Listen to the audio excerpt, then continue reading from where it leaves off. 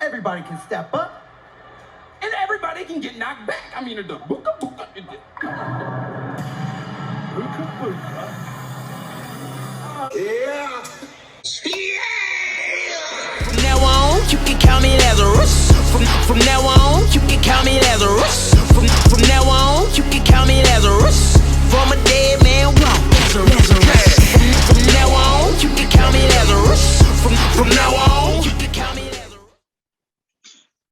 Welcome everybody to the after party hangover, and these are the tripod sessions. I am Mangria Fueled, along with my hosts, of course, my tripod brothers, the great Bretsky 99, Julius_Caesar, also in attendance.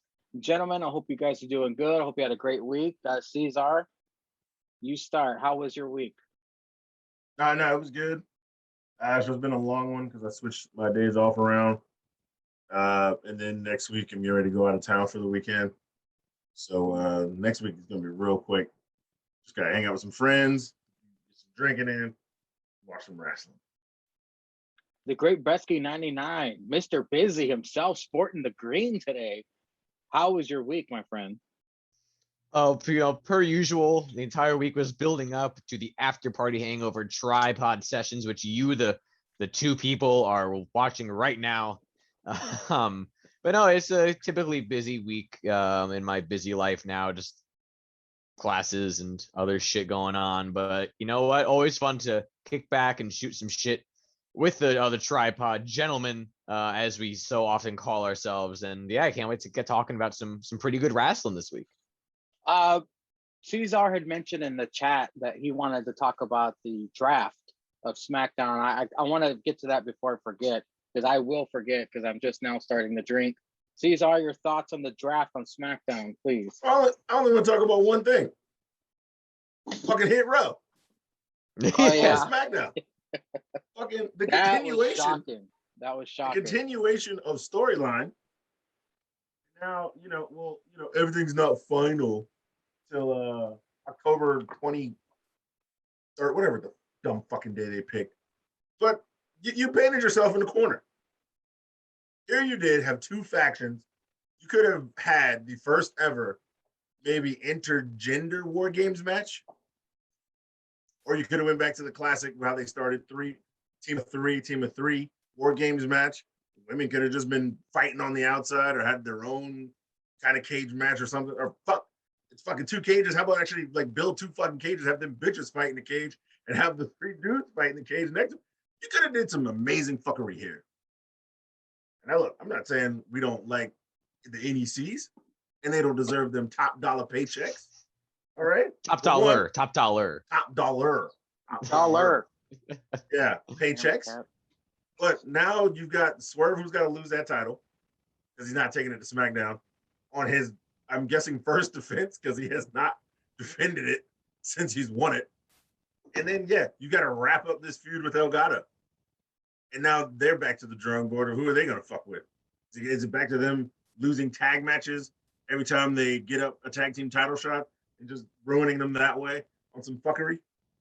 Or are they actually going to all get dripped with gold? Do you not want to do that because Adam Cole really left? The Undisputed Era is over. You don't want to run that train again, and people just like, oh, you're just recycling storylines now with Mexicans. I mean, you really shit the bed here with this. Yes, they're great. I think they'll be great on SmackDown. But yeah, you really shit the bed here with this. I don't know. And splitting up the New Day again. Dumbest shit ever. So my initial reaction to seeing that was, I don't know, it's weird. We watch NXT. It's kind of like it kind of feels like an underground show because it doesn't get that many viewers. And we've been sticking with NXT since way, way, way, way back. And my initial reaction when I saw that Hit Row being called up, I was like, oh, wow, our boys are getting recognition. All right, NXT is getting some shine. They graduated to the... And then I was like, oh, no. Oh, no. I was like, oh, fuck. They're going to ruin them. They're putting them on... Oh, man, this is not good. They're not going to be able to do half the shit that they did in NXT that they do on Fox. There's no way. Because they want to make NXT risque now. Throw the risque out the window when they get to Fox. But, so it was joy, and then it was like, oh, crap. Yeah. Well, Fox would be down for it. Vince ain't. If Fox would, yeah, Yeah, Fox would be fine. No, I think wants I think ratings. Vince would. I think Vince would, but then fucking Nick Khan would be like, no, you can't do that. Yeah, Like, Wait a minute. Gotta, They got drafted? I just released them. yeah. Vince gonna be back. say, ooh, you just got back on drafted. TV. Ooh, bad timing. Here's your. Vince, I see now. Vince gonna be back on TV talking about Swerve. What's good in the hood? No. Tell me and just say that. He's gonna be like, hit row. What's good in the hood, man? Niggas. That was then, oh my god. They smash cut to Naomi. Tell me he didn't just say that. He did not just say that. They become the new crime time. Actually, that would be pretty funny if they became the new crime time. Oh my god. If they just start robbing people, that's fucking pulling Arn Anderson to get the Glock out. Yeah, I want to see that video. I want to see Top Dollar and his big ass walking out of like locker rooms with like boxes of shit. Like he's like looking at the cameraman. Well, Brett, what were your initial thoughts of the draft on SmackDown? If you caught it, I didn't catch it live. I saw like the posts about it. Whatever. Yeah, I just watched the post. I videotaped. I DVR'd SmackDown. I didn't watch it, but like I was out and I saw the Instagram post and I was like, oh, this is dumb. Yeah, Cesar got his VHS tape. He pushed record on his VCR. Yeah, man. I don't trust none of this technology shit. That's how they get you. That's how they get you. They had some really big picks on the bump, apparently. Yeah. Which I was like, damn, okay, why would you think, all right, sure. I mean, it's better than just announcing them on social media, but that's essentially what you're doing anyway. Yeah, no, I was surprised to see Corbin and not Riddick anymore, but Riddick Moss go so early. I mean, I'm not surprised to see Corbin, but like just the association of Moss, like interesting. Yeah, Hit Row. I want to see them in the Bloodline. That's what I want to see. A fucking promo segment between Hit Row, NXT Hit Row, and the Bloodline. That's what I want to see. But no, I agree. It's like it's so obvious now that Swerve's losing the title to Santos. I mean, it was kind of mildly obvious before, but it was more like hopeful. It's like, oh, that makes sense for, Escobar to win the North American title, then go up to whatever, as we talked about, get all the titles. But yeah, I mean, it should be interesting, especially because you have someone like VFAB who probably should still be in NXT, like who would benefit from that. Yeah, she would.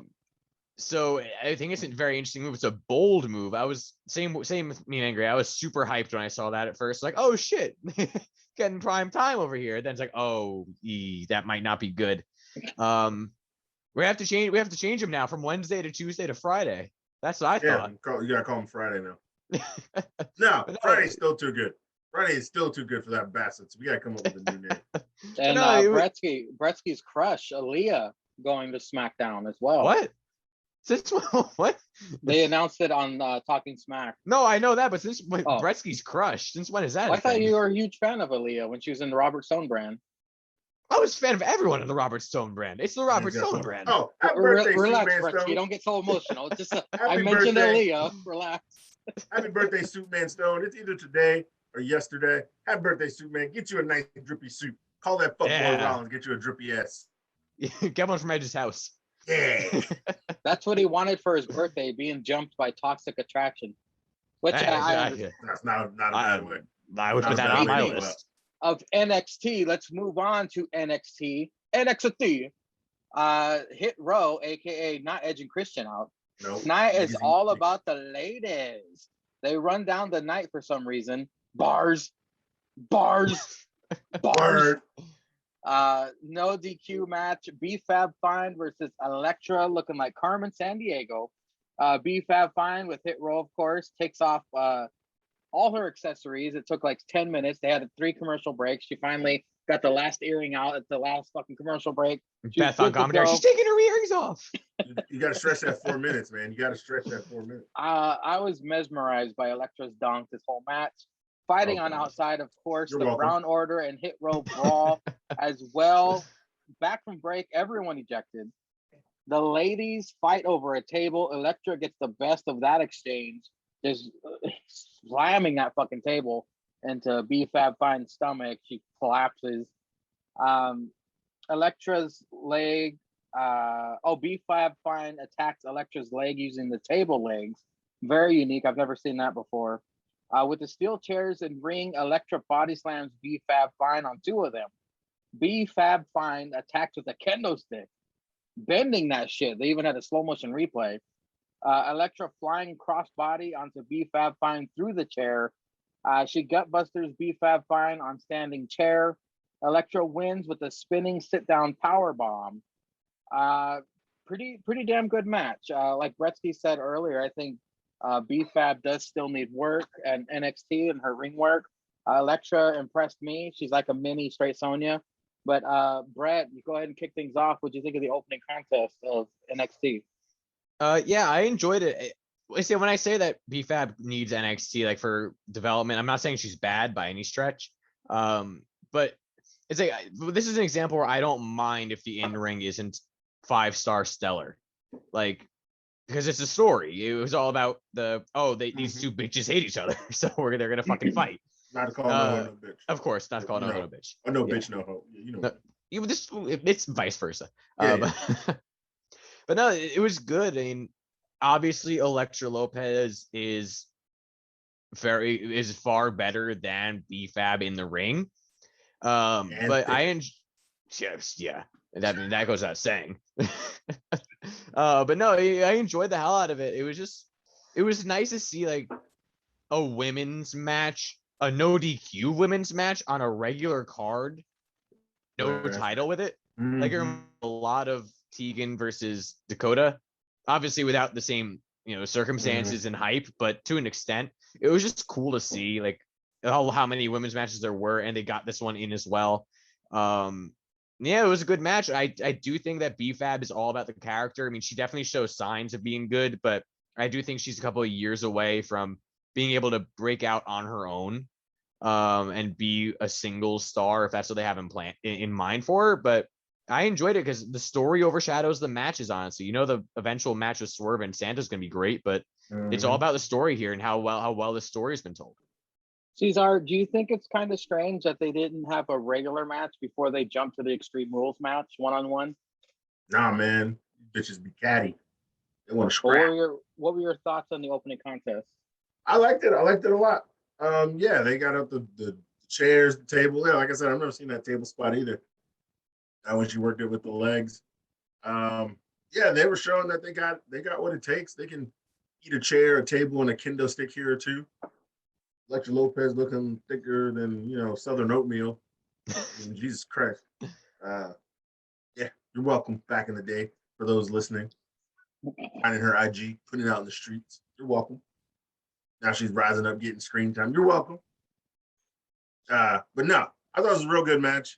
It just sucks that we only got like 3 more weeks of what could be possibly them fleshing out this feud till these motherfuckers is eating chicken on Friday nights.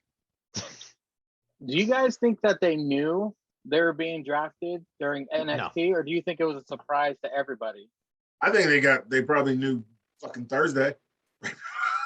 Wait! What does he have to do with it? What does he have to do with this? Oh, not that cracker. Oh, basic bitch. He's not Thursday anymore. He's basic bitch. Well, next, we get the first look at the Index honeymoon. Yes. Playing on the beach, of course. Johnny and Candice spying from the hotel balcony. Johnny concerned about them getting too close. They will bump uglies, just like him and Candice on their honeymoon. Johnny puts a shark fin hat on and scares them out of the ocean. It kind of reminded me of when Homer and Bart put shark fins on their head to scare people at the beach. And Homer goes, shark boy! But it was, of course, very entertaining. Cesar, what you thinking about Index bumping uglies? Yeah, shit's gold. About to. Yeah, Indy just always talking that fuck shit. Dexter's just sitting there. Then him getting all hot and bothered when she was flipping her hair out the water. Just because his eyes got all big. The glasses. Yeah, I was expecting him to be like covered in suntan lotion, but not like all rubbed in. So I'm like, that dude's pretty pale as fuck, and he's gonna sit out there with no shirt on.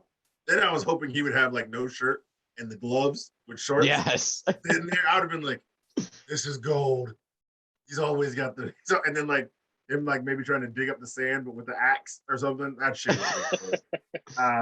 Like they're making sandcastles instead of a shovel. He's like scooping it in with the axe. But yeah, fucking Johnny. Candace has been great here.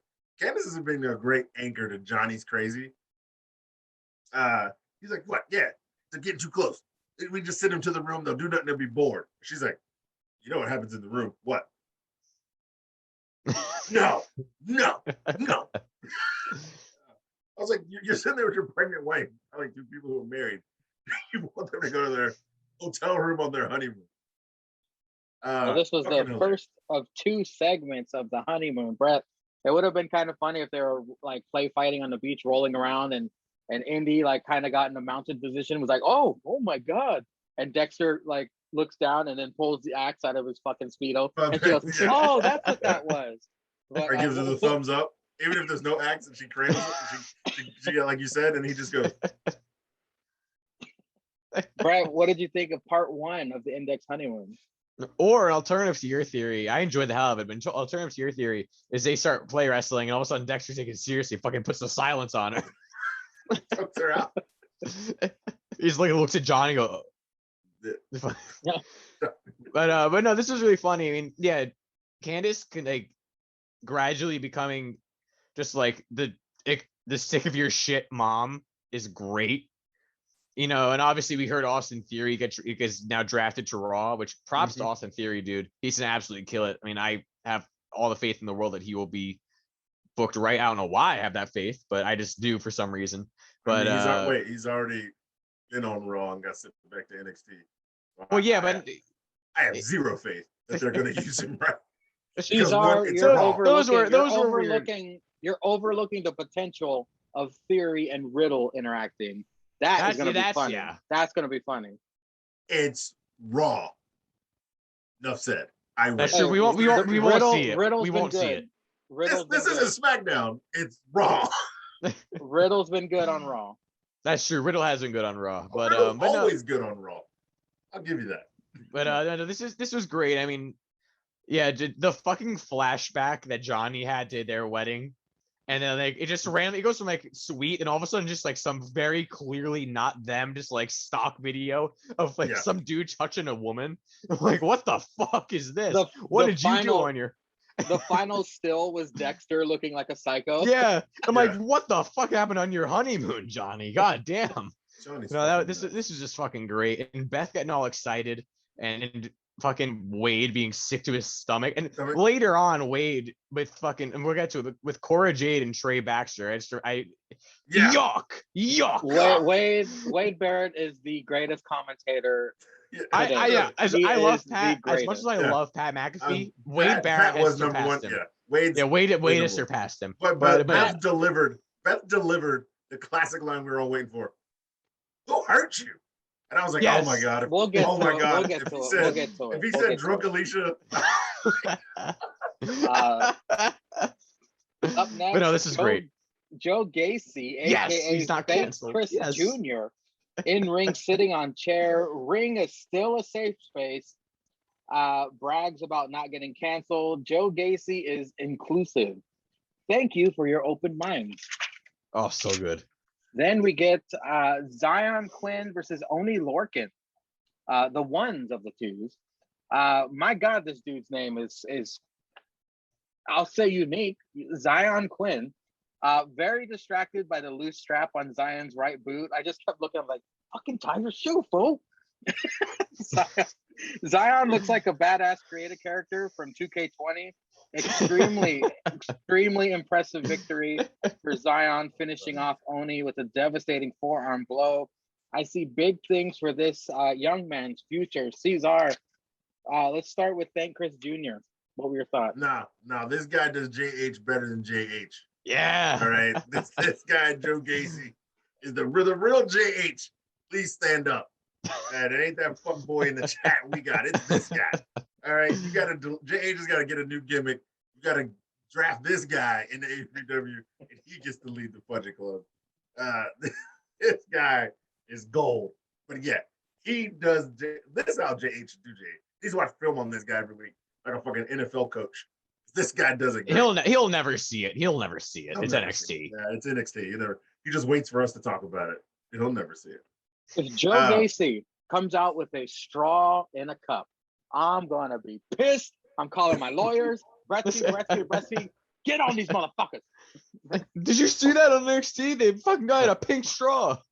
Yeah. If he comes out with a pink straw, like if somebody curses him out and he says, "Why are you gonna use that language? I hate that language." Grabs a drink. Oh, with a him pink and straw. Andre Chase. Oh my God, him and Andre Chase needs to interact. Yeah. Shit was just funny. But yeah, it was good. Up next was Zion Quinn versus Oni Lorcan. Was this the guy that held the door open for the chicks? Yes. Yeah. Yes. All right. Yeah. This guy's awesome. I like this guy. That's it. Okay. Bretsky, your thoughts on Thank Chris Jr.? Dude, when I saw him sitting there in the back and like they were getting him all ready for whatever, I saw him like, yes, I fucking fist bumped like, oh, he's not fucking canceled yet. It's great. Like if I know, I mean, no one knows, we don't know him obviously. If I know the stories of Vince McMahon, then he's not gonna fucking cancel Joe Gacy after 1 week. He's gonna have fun with it and he's gonna enjoy the fucking media attention. And I'm so glad that he came out. He's just such a dick, and it's such an over exaggerated thing. Oh, it's the best. Honestly, he might be the best heel on NXT, and he's been doing it for 2 weeks. So I am absolutely looking forward, and I agree with everything Cesar said. He is JH, but good. The thoughts And then- on He is JH, but good. Yeah, then Zion fucking versus Zion. Oni. Yeah. And Zion Williamson versus Oni Lorcan. But no, I know he's he's Roman's cousin or brother or whatever it was. I think he's their cousin. Yeah, it's probably they're all cousins. It's probably a cousin. He looks like if Roman Reigns were to like be seen in a movie going, "This is Sparta," like that's what he looks like to me. With short hair. Yeah, exactly. So, but no, I'm a big fan. I like how he does the Superman punch, but it's a forearm. Yeah. Like I think he really impressive. This had no right being this good, but It is Oni Lorcan though. Oni Lorcan can go. yeah. When Oni Lorcan's in a brawl match, I can't even say that because he's had some good fucking tactical matches. Oni Lorcan's great. Oni Lorcan may be one of the most underrated wrestlers in the world. But no, He's like this a is all around guy. yeah. Like You can't put a single strap on him necessarily, but like Yeah. he's a great guy that can get a good match out of people. So, but Zion Quinn, I am very impressed, and the name sticks out. Mhm. Like you think, oh shit, Zion Quinn, I'm gonna remember that name. So I am all here on Zion Quinn. So before I move on to my favorite thing that happened all week, I can't be the only person in the world that thought Grayson Waller looked like normal Dexter. Because if you notice this week, Grayson's hair was dyed brown because he had the blonde hair, and that's why I called him normal Dexter. And now he comes out this week with the brown hair. But do you guys have any thoughts on the video promo that they had of him, real quick? I enjoyed it. I mean, gives us more reason to care about him. He's a daredevil, so he has a character. I enjoyed it. I have no idea who you're talking about. We'll talk about it later. But Wait, was he the one wrestling Roddy? Yeah. Yeah, I'm not learning all these new guys' names and faces. Oh yeah, so I did see the hair thing, but yeah, I fast forward through this. I'm sorry, I was just like, I don't want to hear anybody talking this week. I'm here for the wrestling. This is the smallest fucking detail, but I've been repeating it all week. It drove my wife crazy. It's the title of this episode for sure. Wade Barrett, God, oh man, he is the greatest. I love him. It's not even something he came up originally. He was just repeating something. MSK came out with Smoking Hot Samantha Irvin, by the way, where has she been? Interviews them. And MSK spout some stupid ass shit. As I always do. Yeah. And one of them said, "Yeah, bring them all up and I'll knock them all down. Booka, tuka, tuka." Oh yeah, And yeah. And then Wade goes, "Ooka booka." That's I've been saying that all fucking week. It's gonna be the open of the show. I love that. That fucking popped me huge. Ooka Dude, booka. we gotta like when we do the year-end awards, like obviously, I think obviously Wade Barrett's gonna win Commentator of the Year for all of us. But It's gonna be close between Wade and Pat. Pat's gonna have to like get up on the table and like dry Well, hump Michael Cole. But That's yeah. why Pat is the good commentator, because he's physical, whereas Wade, Wade, he plays the good heel. Well, Pat also has some really good lines. Like, yeah, to be fair, like Pat calling Brock Lesnar the alpha male of our species is a fucking banger of a line. But but no, we need to have a category for Wade Barrett like quote line of the year. It could be like I downloaded it on my Spotify. I don't know if anything beats Spotify. Spotify and glad he learned. Oi has been replaced with OOKA BOOKA from now on for me. Kabuki. OOKA BOOKA. But every fucking tsunami. Every Tsunami is fucking That's a good phenomenal. one. That's a good one. And then I'm glad he learned some oral skills before his honeymoon. Yep. And then just dry pan the face. Like it wasn't that he said it and then was just like this. Like what? It's gonna be awkward if they're not talking. At least the 3 other seconds two, he was like the dead other air. two He was look just like, at each other like, fuck. And he said, "What? He's actually talking. What? It'll be awkward if they're silent." It's gonna be funny. It's gonna be funny if next week he says something else funny, because we're just gonna go on a fucking. Dude, Wade Barrett's the man. The beginning of every hangover is gonna be something he says, because he's awesome. He's great. He's fucking talking about people getting title opportunities. Like, oh yeah, I had some 2 in 2010. I thought I'd be great, but no, it went downhill from there. That was the end of the road for me. As a past champion myself. You don't like the IC title twice. No, he had it like 7 times, to be fair. He had it a lot. After the legendary OOKA BOOKA line, we get the OOKA BOOKA. grizzled young vets coming up. They interrupt. Mello and Trick interrupt. Briggs and Jensen interrupt. Brawl ensues. Good, because I needed a translator. OOKA BOOKA, yeah. Wade says. Before we move on, I got to get your guys' thoughts. Bresky, OOKA BOOKA. That's going to be a shirt up on my Spreadshirt very soon. OOKA BOOKA. What do you think of the whole MSK and the tag team brawl? You know, Wade, I forgot about that part too. Wade being super white and just not understanding anything that MSK or fucking Trick and Mello said. What does that mean? Was the best. I need a goddamn translator. What were they saying? Was the best. And it wasn't even that far fetched. It was just like context clues and it makes sense. It's like, but and no, I mean Briggs and Jensen got booed. And I'm like, why? Like, they haven't done anything to be cheered or booed. Right. Like, well, they're white. Yeah, probably the same reason Kyle O'Reilly gets booed. No, he's just a bad promo. But he gets cheered until he talks. But until he talks. Until he gets a microphone. Until he shows that grill. But yeah, no, I mean, I think this is interesting. I feel like this is going to be. I like the idea of Mello treating the contract like Money in the Bank. I really like that because obviously last time it didn't really work out too well winning the breakout tournament, but it was really NXT title. That's it next week. But now he's like, I can do this anytime for any title. Tag team titles, that's a new one. We haven't seen that one. Yeah. So that's really interesting. And I do actually really enjoy the dynamic with him and Trick. So far, I think that there's a lot to go, but I do enjoy the dynamic. And this is just great. Briggs and Jensen. Yeah, we're having a couple of cold ones in the back. And we've heard some people talking about the tag titles. Like, oh, okay. All right. I don't know how deep the back is, but yeah, I'm still invested in Briggs and Jensen, not giving up on them yet, because it's been the second time they've shown up as a tag team. But they don't show up with beer. Talking about they've been having cold ones on the neck.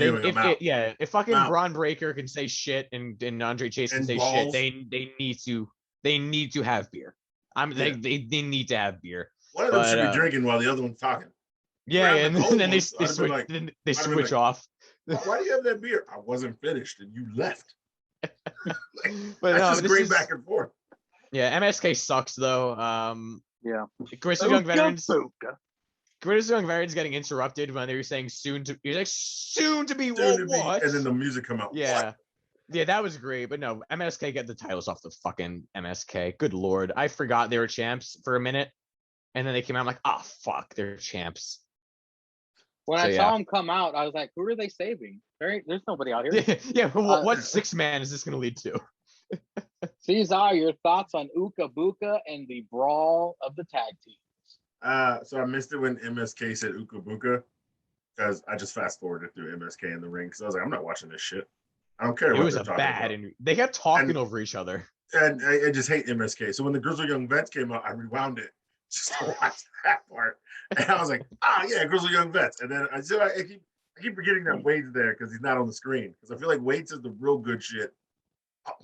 Trying to get Mandy's number. What do you mean? Popped in my head. So I missed OOKA BOOKA. I'll go back and watch it. I'll probably pop. Well, I'll just wait for you to upload this. Yeah, it'll be the open of the show. Yeah. OOKA BOOKA. Then OOKA I found BOOKA. it funny because Grizzly Young Vets came out and they were talking, and then as soon as them two dumb Negroes came out, Wade's all like get a damn translator out here. I was like, oh god, MSK probably used these references trying to be hip, and then these two ignorant tricks, and then that's their name, Ignorant Tricks. That's their tag name. Yeah, that basic bitch Tricks who hasn't wrestled. He's always wearing leopard print, tight ass leopard print something, and just running his fucking mouth. That fucking basic bitch. I'm calling him BB, basic bitch. Double B. Dub B's. Yeah, and then them Briggs and Jensen coming out. I thought Wade was gonna say something again because of trying to have the thick accents when they come out. Like I was gonna be like, gotta be a good accent joke in here somewhere. We got like English guys, we got wannabe hood black guys, and we got Southern white boys. There's gotta be a good accent joke. And Wade has to say it to be like them other two being like, you don't hear yourself? I don't have an accent. I don't have an accent. OOKA BOOKA. OOKA BOOKA. But no, as a and then turns into a brawl, a Donnybrook, a Peter Sixer, as they would say on the other show. Yeah, and Matty like doesn't have anything for that contract. It's just like 3 rolled up pieces of paper in his hand that he just travels around with, like in his pocket. Like fucking they're just stapled together, and it's a contract. Y'all can turn this in right now. I'll turn this. What you turning in homework? 12th grade? So just before I turn it, here's a pen. Just sign this paper. Yeah, he's probably already signed it. He's just gonna write in whatever title it is. It's already signed by Regal. He just has to write in the title. But no, I thought it was good. Everybody got to talk, and then people got to fighting, and and Wade says funny shit. Definitely gonna be an 8-man next week though. I'm gonna go over a couple matches now. After the Straight Sonya interview where Toxic Attraction walked by, it looks good on you, but it looked even better on me, Mandy says. Great line. Toxic Attraction got an entrance, but tag champs did not. Who cares? It's EO and Zio versus Gigi and JC with Mandy, of course. They were talking about golf, and Beth says Wade left a couple balls in someone's purse. I don't know. I missed that part. EO botches a kip up. It looked kind of funny. Oh yeah, she did. I bet you the Miz. I bet you the Miz chuckled at that one. He was clapping. He was golf clapping. Yeah. This match was a butt meat bonanza with Zoe and JC reversing each other's pin attempts multiple times. Gigi also giving us a feast for our eyes with that assness. Commercial, no picture in picture. Gigi and JC have really improved since the last time we saw them. Starks with those visceral screams not doing any favors for her face. EO double stack crossface applied to Gigi and JC. JC almost picks up win with German suplex pin. EO over the moonsault to retain the tag titles. This was a really good match. Up next was a Braun Breaker video package. Want a friend? Get a dog. Wade, a massive fan of that line. Boa and Smokey the Hoe out. Back from commercial, Tommaso Ciampa FaceTiming about Braun's words, "You gonna drown." Andre Chase out to face Boa, gives lip to Smokey. Andre's face reminds me of Kurgan from the Oddities. You guys remember that guy? Oh my God! Don't you dare! Don't you dare! Andre and Kurgan have the same exact face. That man didn't even get near college education. This man owns a university. How do you wrestle in a sweater? Beth says. Andre gets the same thing. Smokey's face. Smokey the Hoe blows in Andre's face. She's got the vapors, Beth says. Reverse DDT for the win. Boa picks up a victory. Cesar, your thoughts on EO and Zio versus Gigi and JC? Yeah, this was a really good match. I still like Zoe Stark's finisher. You That's a good almost one. never see it coming because it just looks like she's flipping her over for a back bite drug, and then like she snapped the shit out of that knee this time. That shit looked damn near real. Like I was just like, because I remember I was watching it, and then I was just like, God damn! I was like, check on that bitch. She did. I was like, this the ending. I was like, you ain't kicking out of that. That thing just looks nasty. Great finisher. I love it every time. Then yeah, watching the tip up. That's stupid. Then yeah, she hitting the over the moonsault. See, this EO should be called up in the draft. Oh yeah. They should not have these tag team titles. I mean, she was the NXT champ for like fucking 9 months. No, their history with Asian women wrestlers or Asian wrestlers in general. Actually, I don't know. I don't think it would be good for EO. Look at Asuka, the history of Vince McMahon and Negras ain't that good either. She can get called up. Honestly, with some white dudes too. Yeah. If anything, send her ass to NXT UK. Have her turn some heads over I know. there. I'm with Cesar. Get her off NXT. I'm actually with Cesar here. Yeah. What was next? Up next was Braun. Braun Breaker. Want a friend? Get a dog. Fast forwarding. Tommaso Ciampa FaceTime. Ciampa mad. No chair throwing this time. He's got the belt now. He don't gotta. Yeah, he don't gotta throw he chairs can anymore. No, he's in his home gym. He's not gonna throw a His chair. reason for throwing chairs is gone. He's got that belt. No, Bresky said he's at home, so he's like, I'm not. He's like, when he's at work, he's like, man, fuck you, rich bitches. I'll throw chairs. He's gonna wake up the baby if he throws the chair. He hits his daughter with the chair. You see some fucking blood pooling from off the camera. Yeah. His wife comes out. What the fuck you doing out here throwing chairs, bitch? We paid for this. You know, you're right. Ciampa home. Sorry. Ciampa home. Ciampa home.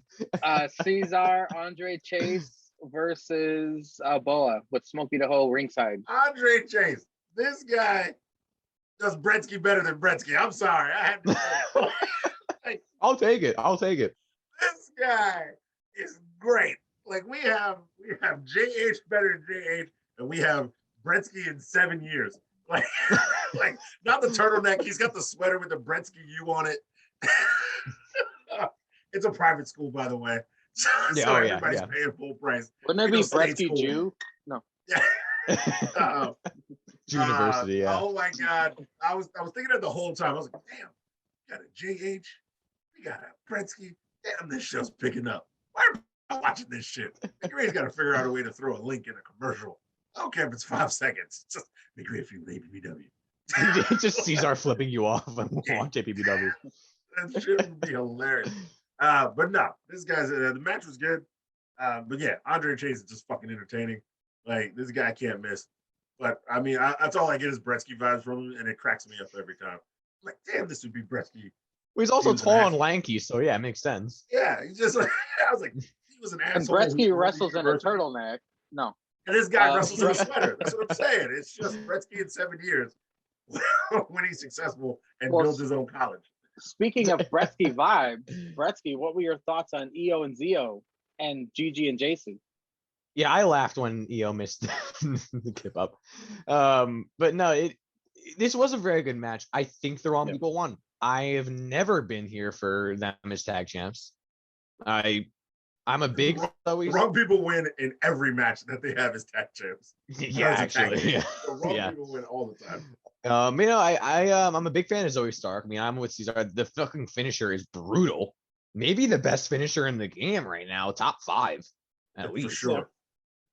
But no, like, and I'm a fan of EO, but I've said it when she was like when she finally lost to Raquel that I was just getting sick of her. Because it really is the same thing with her, right? Like, it's really good, but it's just getting old with the same people, the same division. Have them lose. Put the fucking straps on Toxic Attraction. They got the great theme. They have more mainstream appeal than a lot of other fucking women on NXT because of Mandy Rose. They all look great. It's a great dynamic. Put the straps on them. Give them the tag belts. I was absolutely here for that. And get Io to SmackDown or Raw, because God knows they need more women than NXT can provide. I don't want to see Io as NXT Women's Champ at some point again down the line. I don't want to see her as tag champ now. She reminds me of just Asian Becky Lynch. Like, she's an asshole, but she's great. And she doesn't like anybody or need anybody, but she's not a heel though. Well, Becky now is a heel. Becky now is a heel, but like the man personality was just like, yeah, I'm gonna come out and whoop your ass. Like, you know, yeah, it's very Becky Lynch-esque, and I would honestly love to see a feud between them. It'd be great. Like, I just feel like Io has overstayed. Like, I'm a big fan of Io Shirai, but I think she's overstayed her welcome to NXT. We all know how badly the main roster needs it, honestly. Like, fucking more women. Send her up right now and get Zoe Stark out of this fucking tag team. Like, so she can be hitting bitches with knees and singles. Like, how about why don't we have a feud between Frankie Monet and Zoe Stark? That would be great. It would be great. Damn, that shit would be good. Two very similar, styles, looks, whatever it is. Yeah. I just get them out of get the tag team, get it done. I honestly do think Jane, and even though they're newbies, they should have won the titles here. They don't have anything to prove. They've done shit in the indies. They know how to wrestle. Randy should have cheated more than they should have won. Yeah, the ending was, I didn't like the ending where it was just Zoe fucking like that. Fuck that. But everything else was fine. But just get the straps off them. Braun Breaker's promo. That shit caught me so off guard. This man goes, I don't give a shit. I'm like, whoa, okay. Shit counter at one. Like, damn, was that a mistake or is that on purpose? Or are they just too scared to cut it out if that'll kill them? Like, good you Lord. see Seth Rollins' tweet? Yeah, we can say shit now. We can say shit now? Interesting. Interesting. Yeah, no, I saw that pop up on my feed. I'm like, yo, who said shit on NXT? And I just want Seth Rollins to come out and be like, man, this suit is dripping, bitch. Damn, Becky's been saying shit on Twitter for the longest time. Yeah, Becky's always cursing on Twitter. Seth could have dropped shit easily on SmackDown. He broke into Edge's house. Yo, Edge, I'm up in your shit, son. Yeah, I'm up in your shit tonight. Dude, that was also great. Put on a t-shirt. Let me put on this ugly shit. Edge apparently said he was gonna call. What the people he said he was gonna call were actually fucking FTR. So that was pretty cool, little Easter egg. But no, I mean, I'm a fan of Braun Breaker. I think this was a great promo for him. It's going to be good for him to be put in the title picture immediately and lose because he's not winning. We all know he's not winning. Fuck winning. But it's good because it shows that he's a major player. And like everyone apparently is high on him backstage. I'm high on him now. And I'm with Wade. That was a great line. Fucking, you want friends? Buy a dog. Damn. Okay, sure. You're not wrong. You're not wrong. So no, I was a fan of that. And then with the FaceTime too. I mean, yeah, Ciampa home. Or Ciampa finishing a workout. So he's Ciampa workout. Ciampa home. Ciampa sore. That's what you're Ciampa sore.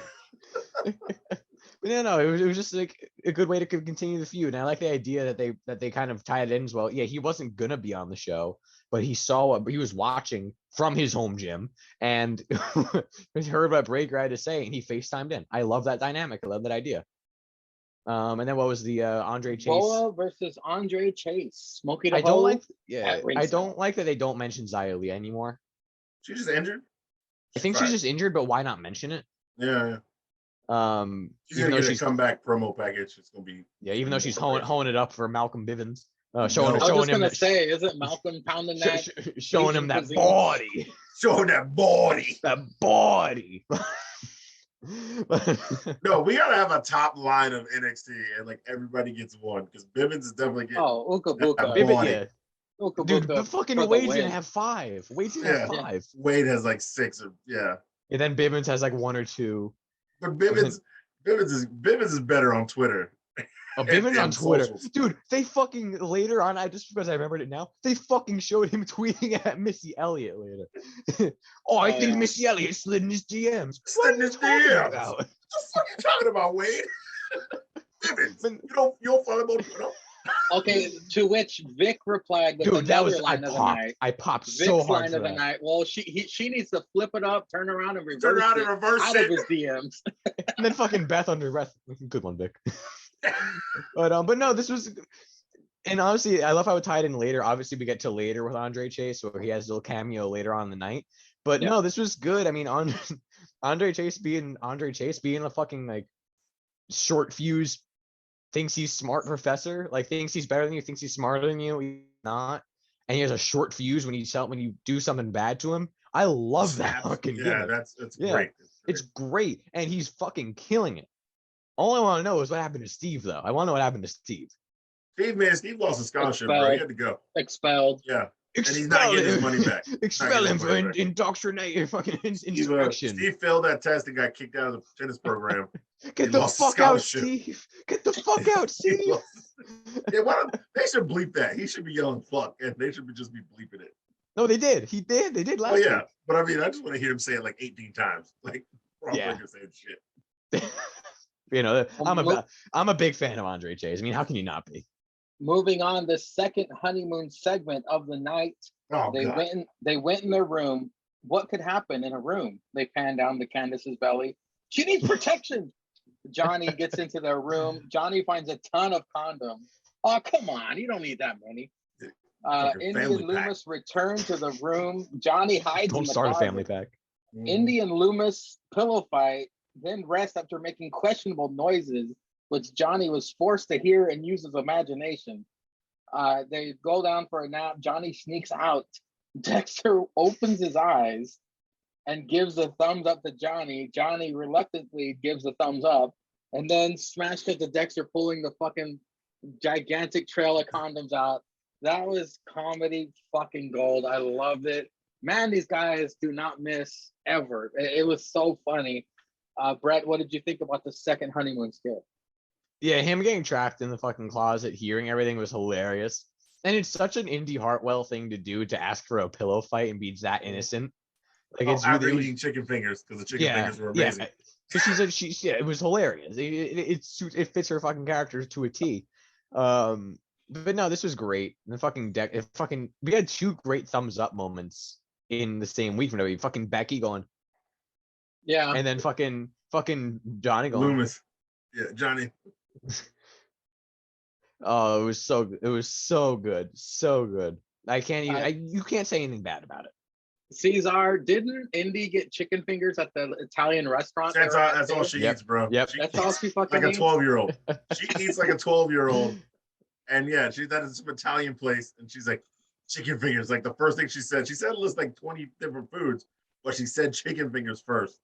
Johnny, the maid out there, Johnny's like, I lost my key. Oh yeah. Something in here. And he's like, this place is so great. I'm telling everybody, come to this place. Seriously, the best customer service ever. Thanks again. Yeah. Then he gets in the room. He's like, did he pull out an axe, or did he pull out just gloves? No. He just walked in. He goes, this was terrible security. Yeah, he pulled out a bikini. Terrible security. He pulls out like a bikini or something. And a shoe. He throws it. He throws it. Yeah, throws the shoe, and then he's like, oh, come on. No, you don't need this many. You really don't need this many. Like in your head, you're like, yes, you do, because you don't want her to get pregnant, because you said she needs protection. You dumb shit. And then he's like, God damn. Yeah, I gotta say, fucking Candace looking at her belly, and him like, oh no, that makes sense. Yeah, but fucking Johnny can't miss. I mean, this dude's just too great. That's his new name. Johnny can't miss. Yeah, that they should be. Yeah. Johnny take over. Champa mad and Johnny can't miss. Yeah, it's always Champa. It's Champa a verb.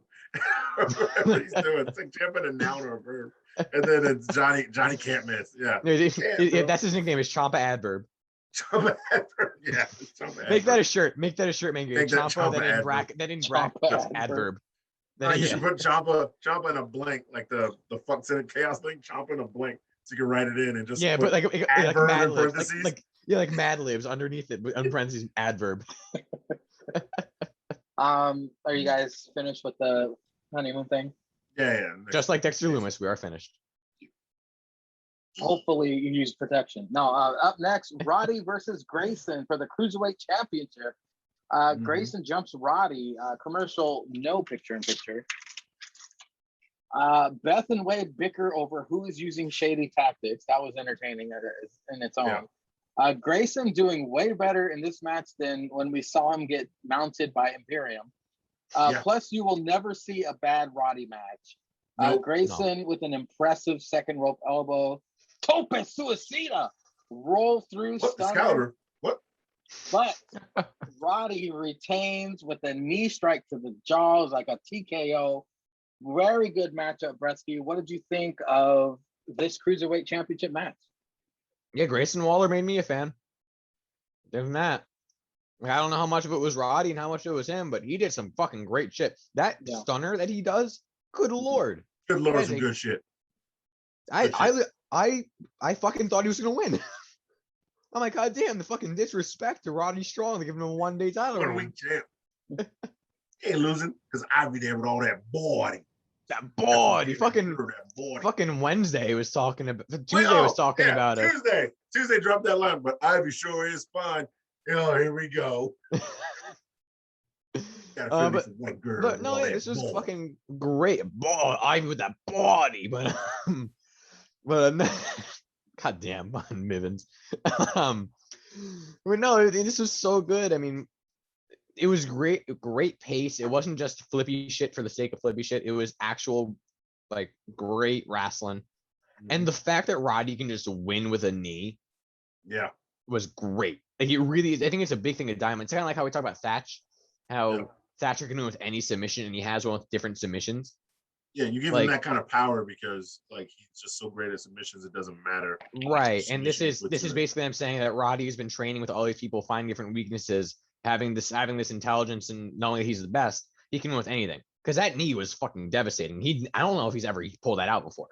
No. So the fact that he can have other shit to go to besides the final heartbeat or whatever, the fucking whatever it is, the end of heartache. They have a lot of heart named finishers in the NXT. Now I think about it, but one final beat. But no, this was absolutely fucking phenomenal. And then I mean, fucking Bivens on the outside the entire time was just Bivens being Bivens. Watching Bivens, you have to watch this match twice and then just watch Bivens. Yeah, it's watching the match. When he's Bivens on the outside. Bivens, Fucking one of the Creed guys was just jumping up and down the entire time whenever anything would happen. It was crazy. I'm loving all these guys more and more. And that body. Cesar, thoughts on the Cruiserweight Championship match? Yeah, man, this young crackers from NXT, boy, they might not be too bad now, girl. They might be out here. They might be out here killing this game, bro. This might be some good, since they're calling everybody up, you know, some good rookies in here to keep like the NXT freshness going. We may be, you know, we're talking about these guys now, but a couple years, we might be talking about these guys like we're talking about Gargano, Ciampa, Cole, Roddy. Yeah, look at Raquel Gonzalez where she is now. I mean, this is basically Year later, what? Year and a half later, maybe 2 years later? No, 2 years because now she's a megastar. Yeah. No, this was a great match. I think you gotta respect the knee from Roddy because, like they say, he's the messiah of the backbreaker. What does he always use for a backbreaker? You always use a knee. You always use a leg. So you got to respect if he hits somebody with that flying knee and he hits that sound and it cracks real hard. You got to kind of respect that. He hits you with any kind of knee, like in the corner, off the ropes. You got to sell it harder because he's the messiah of the backbreaker. That's where he goes to all the time. So his leg strength has to be great. And to me, that's what I thought in the back of my head when I was watching it because I was like, oh yeah, I was like, man, a knee? Why are they? I was like, oh well, no, he's always a backbreaker, so he's always got to have a cracking knee. You know, his legs are got to be stronger. So I was like, that's a great way. That's like psychology. That's like a great way in a match to tell a finisher that he could pull out whenever he wanted to if he didn't hit that end of heartache or final heartache. But yeah, no, this is a great match, and one of the new guys impressing me again, and I liked it. Well, I'm going to allow Bretsky to finish his dinner because I'm going to go all the way up to the main event, and then I'm going to get Cesar's reactions first. So, up next, LA Knight, interviewed about his match with Odyssey Jones. Odyssey interrupts. This is where Andre Chase storms by. He's pissed. This is bullshit. That should have been a DQ. Knight attacks Odyssey during the distraction. Up next, Dante Chen video package. You missed the best part. Right after that, Cora Jade and Trey Ginger interviewed. Generation of Jade. We smash cut back to the commentators. Yuck. Ooka booka, Wade says. And then that's when Beth goes, "Wait, who hurt you, Who Barrett?" hurt you? Who hurt you? Lashing Lisa out Fox. with Lash Legend, or as it is known, Wendy Williams 2.0. I thought the brags same about her- thing. I wrote the same brags fucking about thing. her She's not that ugly, WNBA though. career. Next Fair to enough. her whack ass custom margarita cup, mine Yeah. is way better at the Big Brunch Canteen. Anyway, Katrina. says Oh, Andre I got that Chase. shirt. It's awesome. Says Andre Chase looks like Pee Wee Herman and her lash of the week. The disrespect to Stealing. me, apparently. Stealing 2.0's gimmick. Dude, Now, I texted them as soon as I fucking saw that. Fucking Jeff Fargo. Yeah, I wonder where they got that from. Up next, Britt Lesnar with Pete Dunne out and gets attacked by Kyle O'Reilly. Back from the break, it's Holland versus Kyle. Crowd was way quieter during this match. It was power versus submissions. Kyle does target the knees of Holland. Holland tossing around Kyle with ease. Pete Dunne attempts to distract, but Kyle wins with the most dangerous move in all of sports and entertainment. Tell me The what it is, roll nigga. up. Kyle jumped. Yeah. Kyle just jumped afterwards. And then White Khali for the save. Mhm. And then we get Bresky's moment of the week. It's another Tony D'Angelo promo. He's going Yes, to next debut week. No, next you- week. You call him by his real name, that's Young Tony. You gotta say it like that. He's Young Tony. Young Tony's coming to wrestle you next week. I take care of them. I take care of them. So Yeah, Cesar, down by your the thoughts docks. on LA Knight beting interviewed in Odyssey. you interrupted. skipped over the best part of that LA Knight interview. Yeah. First, LA Knight's talking his trash. And Odyssey Jones brings his big ass up there. Then your boy, Adult Bretsky runs by saying shit, shit counter. Adult Brett. And then That's a future better Bretsky. name, Adult Brett. Yeah. And then LA Knight jumps Odyssey Jones, puts him on the ground, walks off camera, comes back, and goes, "Yeah." Yeah. He does. I paused it and laughed for 5 minutes straight. I mean, he beat this man down and then bent over and got in his face and said, "Yeah." You know what? That'll Oh. be it'll be OOKA BOOKA, and then Mississippi later, it'll be LA Knight going, "Yeah." Yeah. Yeah. I lost it at this part. I was like, this is the best part of this show. How do you beat a man down and then just yell "yeah" in his face? And then I was When like, you're LA Knight. Yeah. Yeah. It's so good. It's so good. Oh my God, that was the best part. I don't even know how it went. Thoughts on Dante Chin's video package? Who that was Dante Chin? The Singapore guy. He's the one from last week who had a really cool Oh no, entrance yeah. theme. Well, it was a video package. Anyway. Cora Jade and Trey Ginger, but the star of that segment was Wade. Oh yeah. So she's Yeah. making out with that guy again. She's making out with that guy. I was like, oh yeah, they're just gonna hump on screen, and then Beth delivering. That's got great comedic timing because Wade was gonna be a hater. I literally just watched this and I was like, is she gonna kiss him again? And she kissed him and I was like, I gotta watch for Wade. And then he's like, "Yuck, hurt you." Gold, Wade's gold. Yeah, these two want to bang on camera. I don't really care. I'm fine with it. But No, yeah, she's gonna peg him on camera. That's right. Wendy Williams 2.0. Lashing Yeah, this out. bitch just talking shit about everybody. And at the end, Wade's like, "I think I found my next favorite talk show. I really enjoyed lashing out." Wade again. Because the bitch, all she did was talk shit out of her big ass cup. And filled with fruit juice. Ain't no fucking margarita. You can't drink on TV. They don't even let you drink in commercials, bitch. If these fucking country boys can't drink beer on TV, you sure Even can't if drink you a can drink a margarita. fucking margarita. Call JH. JH is mad. He's not watching NXT anymore. They're drinking on live TV. Would it be For a kid. racist if I He's said gonna there write was in Kool-Aid complaint. in that cup? Nah, it was Kool-Aid in that cup. That bitch ain't. It's either high C or Kool-Aid in that High fucking cup. C. We all know it. That bitch got some high C fruit punch or some Kool-Aid in that shit. Britt Lesnar versus Kyle. What? Britt Lesnar's Rich Holland, right? Yep. Yeah, Yeah. This guy's dryer. This guy's drying Yeah. turkey on Thanksgiving. Yeah. You gotta say yeah on the show. Yeah. You What gotta is do the this yeah? guy- No, we gotta get the This is yeah the- counter, only the shit counter. Yeah. Yeah, only the yeah Sticks. counter. Sticks. Yeah, counter. Yeah counter. Yeah counter. Yeah. We went in there for good measure.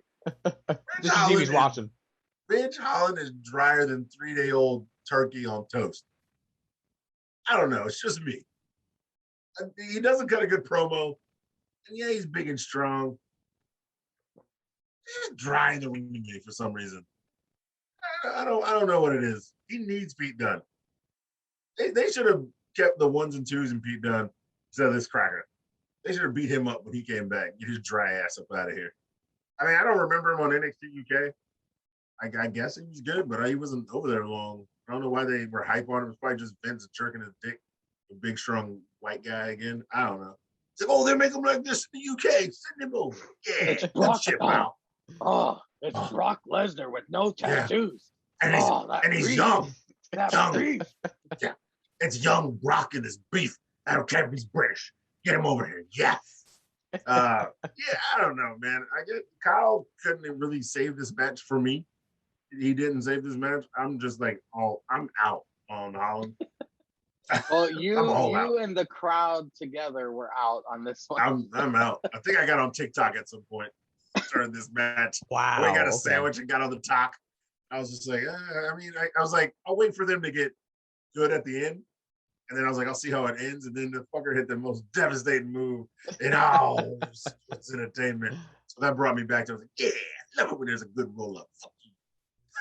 That's the most Cesar, disrespectful thing. Is it wrong of me to compare Tony D'Angelo and Boss Stone's Lone Wolf? Don't they? Dude, kinda I thought the sound same thing. They're I thought the same same Sound thing. exactly the same. We have this guy Lone Wolf's Barrett. Lone Wolf. We got Lone Wolf on the show. We got JH on the show, and we got Adult Brett Hey, yo. on the show. Hey yo, Dude, Yeah, yo, I the Fudge Club. literally, This is Yeah. the fucking great side of the fucking Fudge Club. You know, I here you go. literally watched it last week, like this last episode, and I thought I should text in the chat that Tony D'Angelo is just Boss Stones. Like, no, I'm gonna say it for the pod. I thought the same fucking thing. Dude, because man, Tony's so good though. Tony's I don't care if he pro. sucks. I don't give a fuck if he sucks in the ring. Shit, he can be drier than fucking Holland. I'm watching everything that Tony does. Because if he brings it to fucking Pure Q, when he gets a DQ match, I'm losing my shit. I'm giving it 10 stars. I'm giving it 10 pretzels with the beer cheese. I don't No, know but how he to find fucking that hits him with the pool. He hits him with the pool cue. Fucking Yeah. wipes it off and drops it next to him with some pair of gloves. Hey like if there's a Brett, guy outside, he drops it on that guy. Drops it back. hey Brett, you know how famously racist Vince is? If Tony D'Angelo comes out and it's on the moon hits the pie. Yeah. like a bird, beats the Yes. pie, that's Oh, the I would be boy. all in on it. It's gonna I'm be already all in on it, but then I would make myself get all out of it and then go back all in. yeah. And if he comes up to any Italian song, He like has I don't care. He has to. It's gotta be Oh, some it's gotta be some mafia theme that he comes out Or to. Sinatra, at least Or, Sinatra. yeah, Sinatra or the Sopranos theme song. He comes out with Brett, that shit. your I'm throwing the thoughts phone. on the famous LA Knight segment? Yeah. Where Brought to you he, by Snyder's Beef. Because this shit would be good. I Yeah. don't know about this right now. Yeah. Oh, let's see. Oh, let's see. They got the taste test of Cesar first. The Snyder beer. Yeah, this one's trash. I bought both It of does them. not get the beer cheese. This is like some fruit pretzel thing. Yeah, don't buy it. I'll drink the other one later. He still drinks it. He's like, this tastes like shit. This is terrible. Well, I paid for it. I'm not going to pour it out. Oh God, this is awful. What do you Oh, think I am? Little bit I of- can't believe I'm drinking Yeah. this. What do you think Oh. I am? Rich white people? I'm not pouring shit out. I paid for this. Well, let's move on. Bretsky, your thoughts on LA Knight's interview? You know, this is great fun. As soon as Andre Chase came on screen, he started saying, "This is bullshit." I've already popped because I'm already an Andre Chase guy. Apparently, I am Andre Chase, just younger. Same guy. But no, this was great. I mean, I was again the shit counter. I was like, "Oh, all right, yeah, okay." But I just love it This is because bullshit. because he was clear, like he was audibly still yelling while they were fucking feeding each other, and it was just in the great. background. Yeah, just in the background, like, oh, yeah. Then fucking LA Knight leaves, comes like, yeah, Yeah. fucking Yeah. absolute gold. Put that into with OOKA BOOKA. Yeah. So what was next after? Yeah, After that was Dante Chen's video package, and then Wade saying yuck to Cora Jade and Trey Ginger. Yeah, Dante Chen. Like I said last week, I'm a big fan of Dante Chen from just the little thing we saw. That fucking finisher is great. Again, It's real good. yeah, fucking great finisher. Yeah, it is. But yeah, so I guess we'll see. I mean, I like getting these new video packages on guys. Just like these young guys, like we were saying, we were saying the same thing about these guys. We were probably saying about fucking, all these other guys when they came in. Fucking Io Shirai when she came in, fucking Raquel Gonzalez and fucking Pete Dunne and all these other guys when they came in, like, oh, who is this? Why do I care? And then all of a sudden they make, we get impressed 1 or 2 times, and now they're fucking massive stars in the next. I can't believe how many women they signed from the Young Classic. I think like they damn near signed everybody. Yeah. How great their careers turned out. Oh yeah. Yeah. All through NXT. Yeah. Yeah. I wish Jazzy Gilbert would have had a better ending than it did. Yeah. Remember Jazzy, the buff ass Russian chick? Mm-hmm. Yeah, sad. Yeah. Yeah. Yeah. The fucker came back. He left screen and came back. All right, Cesar. All right, Brad. He's like, oh yeah, I forgot something. Yeah. He's the Your greatest. thoughts on Wade with the yuck? Dude, Wade's face though, it wasn't just him saying yuck. It was him going, yuck. Oh, yuck. Like a visceral reaction to them kissing. I'm with Wade. Like if they start coming out and like just kissing, I'm like, I don't want to see that. I'm already not a fan of Trey Baxter. I don't want to see that. Cora Jade can allow you to she can get on my screen all she wants. Yeah, unless they start fucking on. Yeah, Gretzky has a chance with Cora Jade. They're almost the same age. Yeah, she fucking said she was 20. I'm like, damn, you're 20 years old? Good lord. Gretzky slide into her DMs like Missy Elliott and Malcolm Bivens. Don't yeah.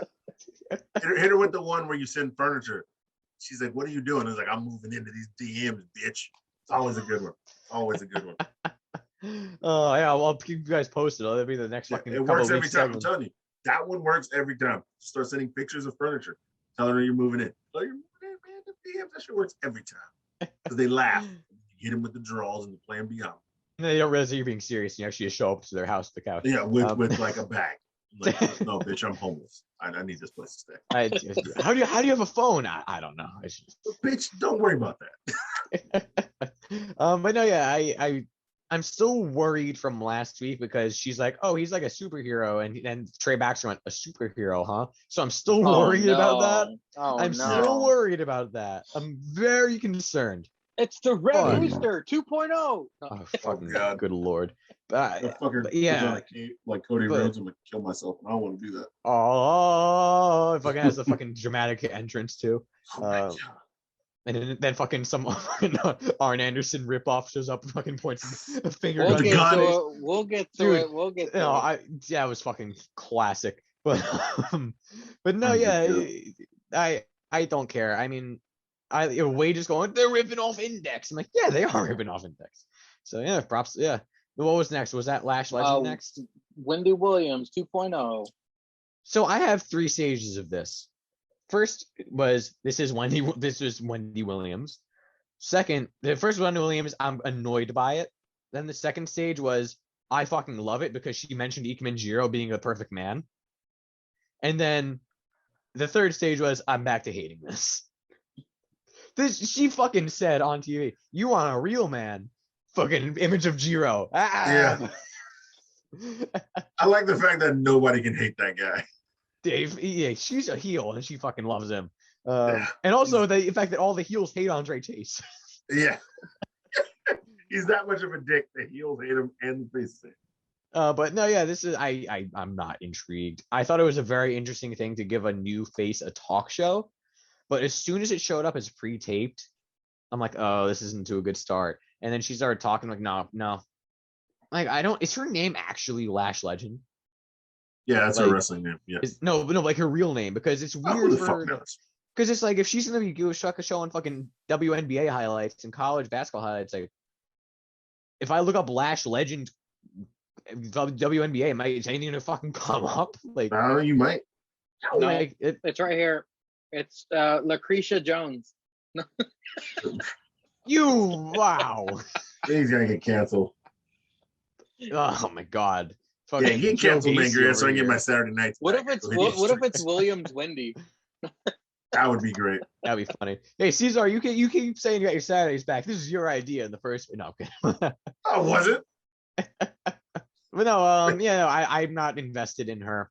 I don't care unless her and Jiro have started having a fucking relationship. I won't care. And they start fucking. Jiro can do no wrong. Holland versus Kyle. Yeah, I see why they like Holland, and I like Holland for the potential that's there. But I mean, as I said, like I'm not fully out on him yet because I still feel like he has a lot to give and a lot more that he can do. NXT is perfect for him, because it's developing in terms of like because we haven't really heard him speak or promo or anything like that, so he still needs to develop. But he has a lot to offer and a lot to bring to the table. But no, yeah, it was weird. I did like O'Reilly coming out through the smoke and all that, and then like everyone's like, "Where is he? He's right there." Okay, but other than that, like, yeah, the roll up they haven't used the roll up in a while, so it made it better. But yeah, I'm not as in on Ridge Holland as I was when he first showed up, because I was really high on him when he first showed up. But I do think he will be successful and we'll be seeing a lot more of him. But I think that he definitely has a lot to learn in NXT. Real quick before we move on from this, I fell off the Ridge Holland wagon when he lost. I know it was a Tommaso Ciampa. I just thought, they should have saved the loss for like a takeover or something big if they wanted Ridge Holland to be special. But anyway, I digress. I know what you really want to comment about. Boston's D'Angelo is debuting next week. Oh yeah. Mm-hmm. Yeah. Oh man. Oh my god. Like I said, I don't give a flying fuck if he steps into the ring and fucking Batista trips like he did at Mania a couple years back and Utter trash. Like the worst. Yeah. like I don't Botches give a everything. fuck. Like if you just like fucking like like they have they have the taunts in 2K and in WWE games. If his taunt isn't hey then I quit. So what's up with spaghetti? I need him to like slam the fuck out of whoever he's fighting, go into the corner and be like, Yeah, the crowd gets hyped, and then he just like boots the shit out of a cracker. Yeah, I have no clue. I have no clue if he's a face or a heel. Oh no, but he's gotta pick somebody up off the mat and be like, pow, spike that ass. He's gotta fucking bring body bags. Like he's gotta fucking Darby Allin on these motherfuckers and like throw them into body bags when he finishes a match. Like that's what he's got to do. But no, I am. When it said next week, I am so fucking bummed. Like if I could watch NXT live, I would watch it live to see fucking Tony D'Angelo. Like I don't know what it is. Well, I know what it is. He's the man. But yeah, I am beyond sold on this guy. I do not give a fuck how he is in the ring. His promos are fucking keeping me in. I don't care. He's got to bring like so good concrete blocks with like chains to the ring and like a lock. Give me the old cement shoes. You want to swim with the fishes, huh? You want to swim with the fishes, dude? Oh yeah. He's got to be full. Like if they're gonna go this route, he has to go full stereotype. Full stereotype. Young Tony. Well, let's move on to the main event of the night. Gentlemen, it is NXT Women's Champion Straight Sonya versus Frankie Monet, along with Robert Stone and Jesse. Tall and strong versus thick and strong. Frankie laughing off Straight Sonya's attacks, then slaps the taste out of her mouth. Strowman's meat definitely getting those hands as he watches this at home. You got to imagine that the numbers game will come into play here, or Robert Stone will throw his shoe or some bullshit. This is what I was writing this during the match, just trying to predict it. Frankie holding her own, beating down Straight Sonya. Oh boy, Frankie shouting in Spanish. That's a bad move. To stop attacking, especially versus Straight Sonya. Speaking of Straight Sonya, with a Vader bomb elbow drop to Frankie, Straight Sonya tried to lift Frankie for a one-arm power bomb, but her back hurts. She is able to do it the second time for the pin to retain. Toxic Attraction comes out afterwards. They jump Frankie, Robert Stone, and Jesse. They then surround Straight Sonya around the ring, Shield style, not Nexus style. Straight Sonya is then jumped. Toxic Attraction stands tall. Bretsky, your thoughts on the main event of NXT D'Angelo? Dude, Mangria fucking predicted Tony D'Angelo. Fucking NXT all these I saw fucking him years. coming. I saw my name is Mario. Dude, they have fucking Chris Pratt come out as Mario. Oh boy. But no, yeah, I enjoyed the hell out of this match. Frankie Monet, obviously we all know, when she was whatever her old name was. I forgot it at this point. Whatever her old Taya Valkyrie or whatever it was. Valkyrie or something, yeah. She was great. She's great now. I like that she's being able to keep, La Boera Loca, like she's able to keep that kind of gimmick, but with the new, like, it's very intriguing now of like how she's bougie, but also, fucking crazy psycho Spanish bitch at the same time. Yeah. And she's from Canada, so it's like all three different weird worlds mixed into one. But no, I'm a massive fan of hers. And I think her with Stone is just such a great pairing. And yeah, this was a great match. It just makes me sad because they should have had such a long feud with her and Dakota. Instead, they didn't. Raquel? Yeah. Yeah. They should have had like a fucking 3 takeover feud with her and Dakota. But they didn't. Dakota going over. Yeah, it just makes me sad. But no, this was a great match. Right, obviously right 1-1. I mean, I'm all for Frankie Monet being women's champion one day, but not right now. Too fresh of a face. Hasn't had any actual competitive matches yet, honestly. That I can remember besides this one. But no, this is great. And then fucking, I don't in any other world, Mandy Rose taking the belt off of Raquel Gonzalez would seem fucking nonsensical to me. Yeah. But now it seems like it could be good. I don't know yet. Because she does anal. Shit. Well, yeah. Now this fucking anal Mandy Rose. Then anything goes, I guess. I mean, buddy. But no, dude, Mandy Rose looking great anyway. But no, I'm a fan of this. And the comment from earlier, it looks good on you, but it would look better on me. Great line. So Mandy is really honestly coming into her own with this. With this group. I love the idea of this group. I'm a fan of Toxic Attraction. I think to quote Wade, I'm toxically attracted. He says something like OOKA. But no, yeah, I'm very intrigued actually for Mandy Rose versus Raquel Gonzalez. I guess we'll see where it goes, but I am very legitimately intrigued by it. And now with that, Cesar, you take it away. I gotta go to the bathroom real quick. And unlike Mangria, it's not gonna come up on the audio for this podcast. Nice. You're just jealous. Am I? Is that something to be jealous of? That's it. I'm gonna take a piss. I'm gonna put the mic right next to my dick. I go to bed every night tossing and turning. I wish that my piss would show up my on the pee tripod. would be on the tripod. Oh, darn it. Yeah. Anyway. No. Yeah. Yeah, Cesar, thoughts on the main events of NXT? Oh no, it's a really good match. It's a really good match. I know that because I just finished watching it. I forgot I didn't watch it. I just finished. The earlier show you got done watching right now. Yeah, well, it's because I remember I watched all the way up to the main event, and then I just kept forgetting to watch it. No, it was a really good match. Yeah, we know Frankie Monet can go.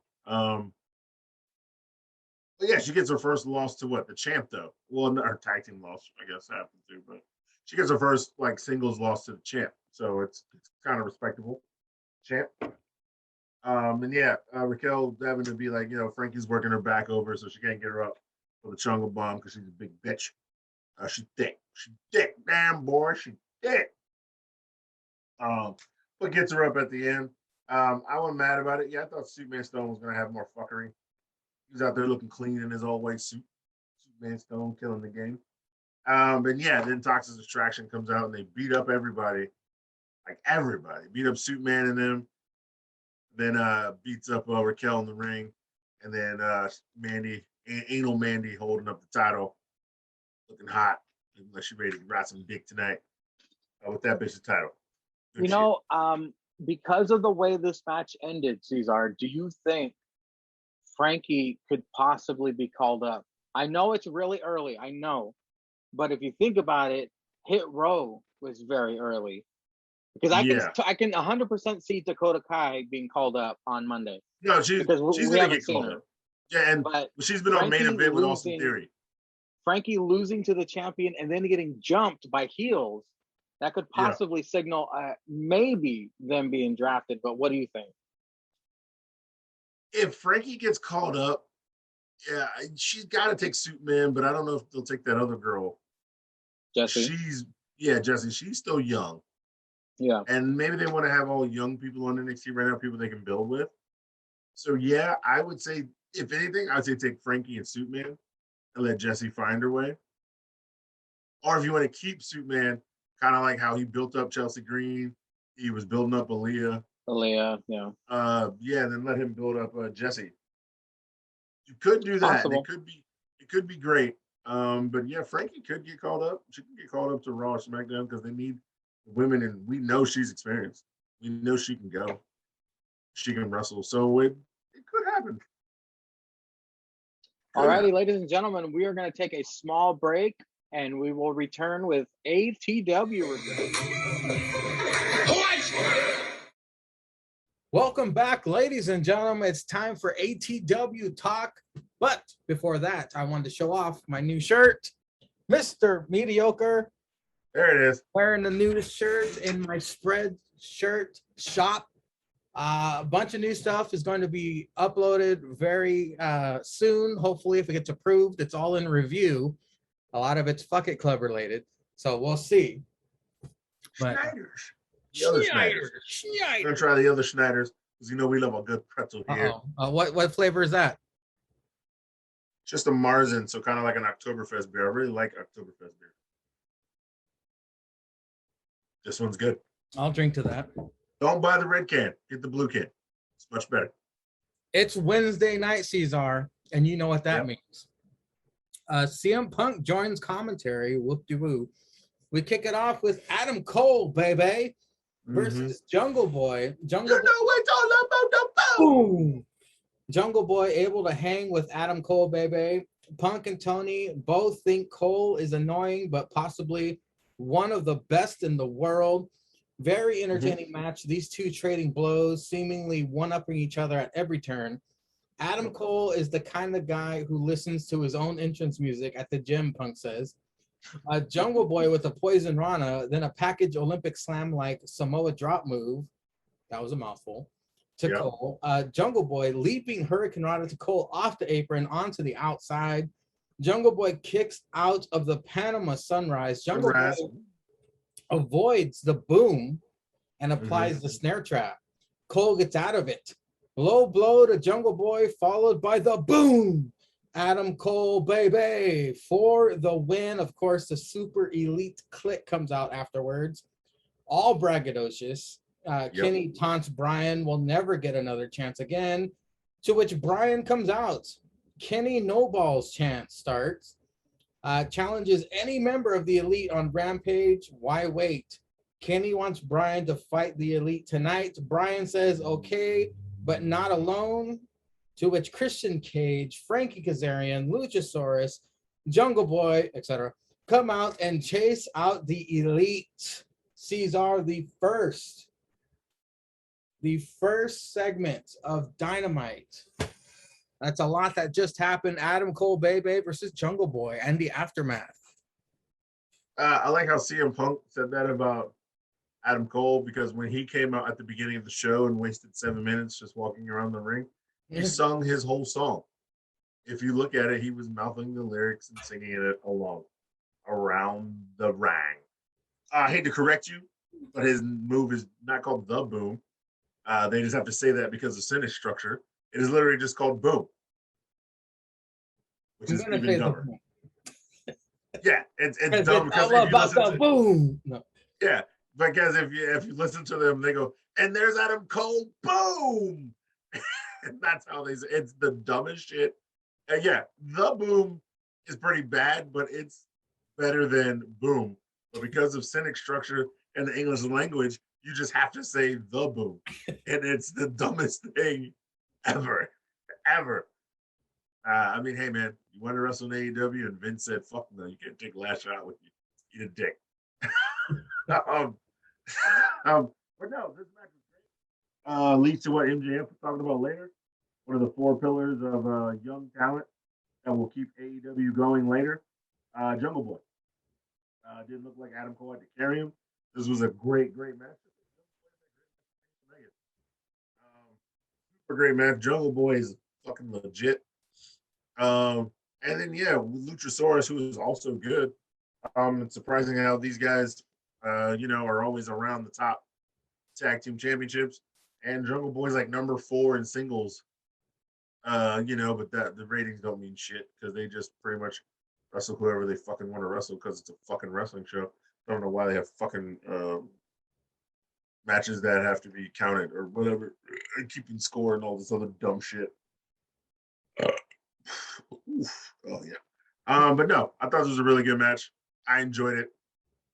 Yeah, CM Punk is a little trash on the mic. And Daniel Bryan still cuts promos like he's in WWE. All he does is yell.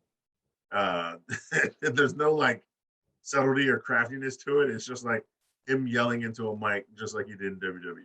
Well, I like. Remember how he said, "I'm not going to take the yes chance with me to AEW," but then he gets on the mic and prompts the audience to say yes. Yeah. How would you guys like to see me fight the Elite? Like, and then the crowd goes, "Yeah, yes." I mean, he's cutting the same promos in a different company. So, which leads me to believe, yes, Daniel Bryan is great, and WWE kind of built him to be a megastar, but he didn't take promo class too seriously when he was in NXT. The Miz failed him there because he had The Miz. The Miz cut some of the best promos in the game right now, besides MJF.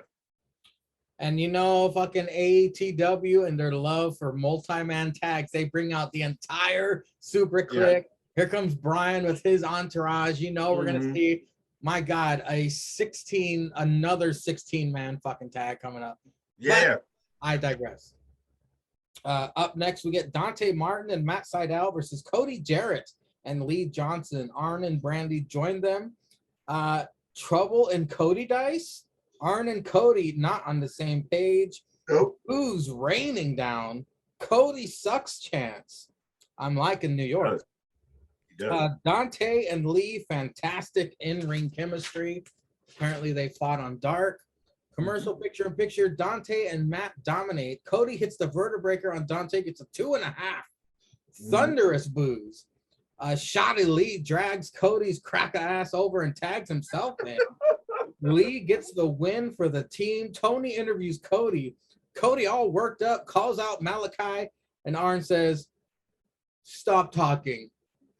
Arn verbally whoops Cody in front of the world, pulling blocks and spilling brains. Cesar, what were your thoughts? That was the real best part of this whole thing. Best part of the whole thing. What was your thoughts on this tag team match fuckery with Cody Jarrett? No, this was a great tag team match. Like we always say, man, wrestling is not bad when it comes to Cody. It's great. You can go in the ring. Just that he always wins because he's the head MVP. He's the Triple H. When you're fucking the boss's daughter, you get all the gold and you win all the time. And when you run the EVPs or when you run the show, I don't know if you watched Rose to the Top, but I did. Yes, I did. You all know Tony ain't running that shit. Let's be honest. Tony ain't running that shit. Tony's just sitting there with his fucking basketball shorts like he's skeeted in. Like watching the background and fucking Cody's running every fucking thing. Well, if you notice, Tony Skeets is all like, "Oh, that's cool. Yeah, let's do that. That's cool. Okay, give me a hug. Give me a hug." He's like the annoying little brother. He's like, "Oh yeah, guys, yeah, let's do it." He's literally the fact that he's the rich guy playing a booker. Yeah, no, he's just a rich guy playing, and these guys are like, bro, this is like my life's work. This is my skill. This is like what I do in the world. And he's just like, wouldn't it be great if I had a wrestling show, buddy? Oh my God, it's so great to meet my heroes. It's like some kid hits the lottery and buys the Bulls, and he's like, oh, I bought him because I love Michael Jordan. And like, no, nigga, you pay Michael Jordan now. You're his boss. No, Mike, you do whatever you want, Mike. You got it. You run the team. You and Phil. You got it. He's literally young. He's young Jerry Jones, because Jerry Jones won't give anybody control. He gives control, and he owns the team. And he's like, I'm doing what I want. I'm gonna sign everybody, and I'm gonna be Tony Skeets. Wrestling's not bad. That promo though, Arn. That Arn's promo. Arn's promo said, and then he called it what it is. He was like, "Yeah, no, shut your mouth. You keep wanting to fight Malachi Black, shut your mouth." He's like, "You were in there. You had him beat. You don't check up on me. You finish the damn match. That's what you hear." He's like, "You finish the damn match." He's like, "The guy's an assassin. He's getting to you, and you fuck him up." And then he goes, "You're the type of guy. Somebody comes out to steal your car, and he said, you come out to steal the car. You just say, hey man, don't hurt me." He said, "I pulled the tool out. Take it. I don't want to hurt. I don't want to get hurt." Yeah. Arn says, "I pull the tool out, splatter brains, and tell him I'm Arn Anderson, and then I pull off my car." This man talking about he got the toolie in the car, driving. He gonna shoot somebody. Arn Anderson just said he would commit murder on TV in front of millions of people. And there was a picture, a meme on Twitter or something where it had Arn and his son standing next to each other, and it said Brock Anderson, and on him it said Glock Anderson. So yeah, I was just like, man, Cody went to Denny's one night and pissed off Arn. Arn's got that Waffle House menu. Said he did not meet us at the Waffle House. Cody got all fancy, went to IHOP. It's bullshit. And Arn was at the Waffle House trying to go over strategies. Cody done fucked up. The next match I did not really care about. It was Mox, Eddie, and Darby, your mother, versus Bear Country. Of course, Mox, Eddie, and Darby with Sting. And some cracker, right? Bear Country and some cracker. Yeah, Sting attempts to jump railing, says fuck it, and opens it instead. Yeah. That whole ass ain't jumping shit. Like he's about to jump, he's like, fuck that, I'll just open it. Eddie wearing his new free AEW t-shirt that 10 Cunts was giving out. Eddie with a gnarly looking release German. Okay, my money. 10 Cunts. Okay, my book. Gnarly looking release German to one of the Jake lookalikes.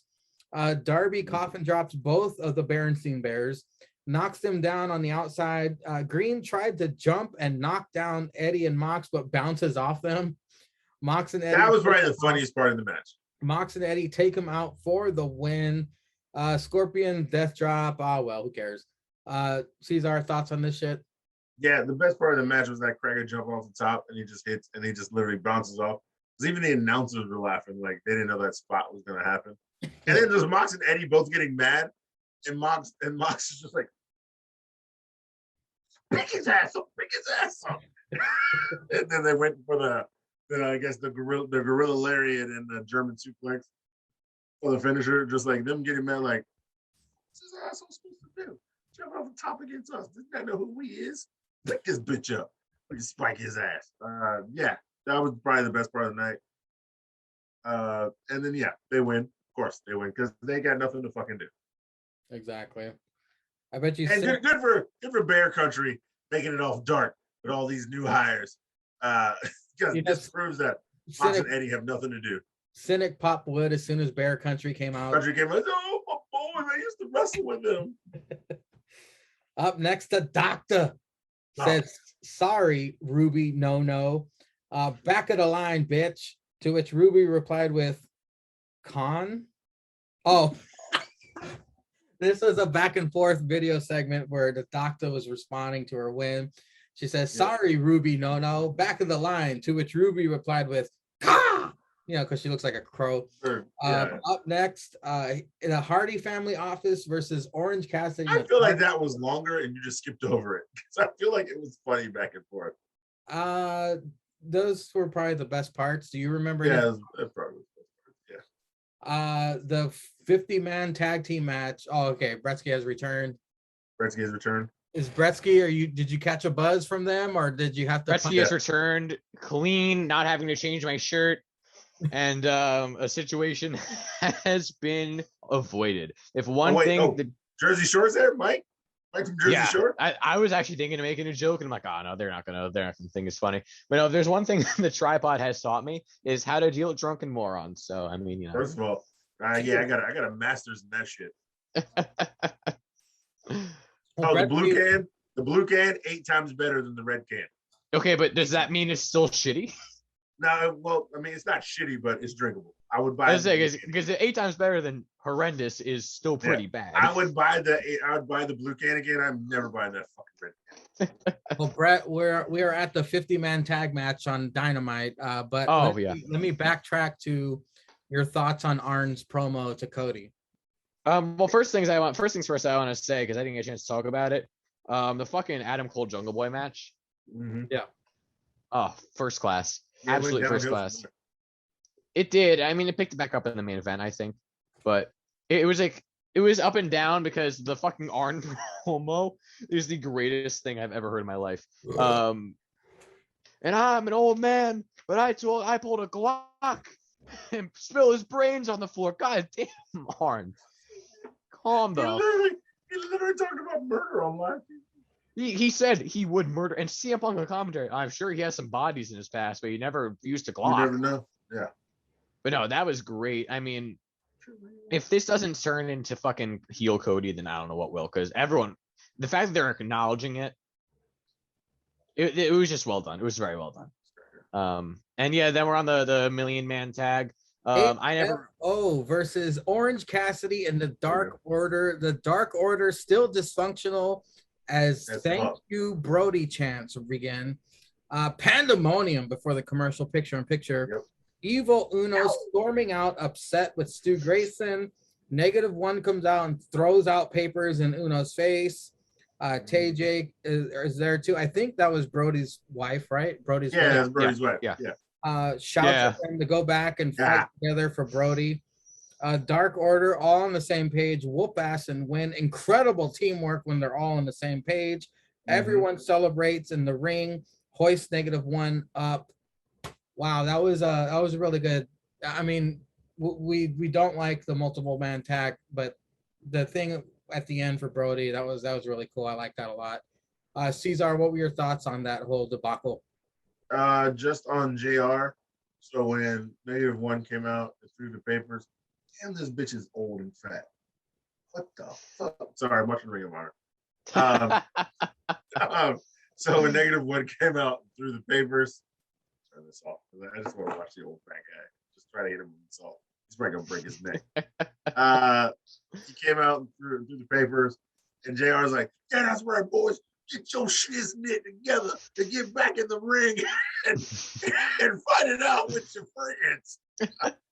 That's the only thing I remember from this fucking match, besides probably 18 orange punches. I just remember JR says, "Get your shiz knit together and get back in that ring and work it out." Oh my God. AJ was out there in uniform, cheeks flying in the wind. -1's got the old tin mask. That guy looks weird as shit with no mask on, by the way. It was on Alan Angels? 5? Yeah, no, 10. 10. Oh, yeah. Yeah, 10 is weird as shit without his mask on. You saw it on Go to the Top. So if you ever want to watch and again, his Instagram posts are wild. Or wild as fuck.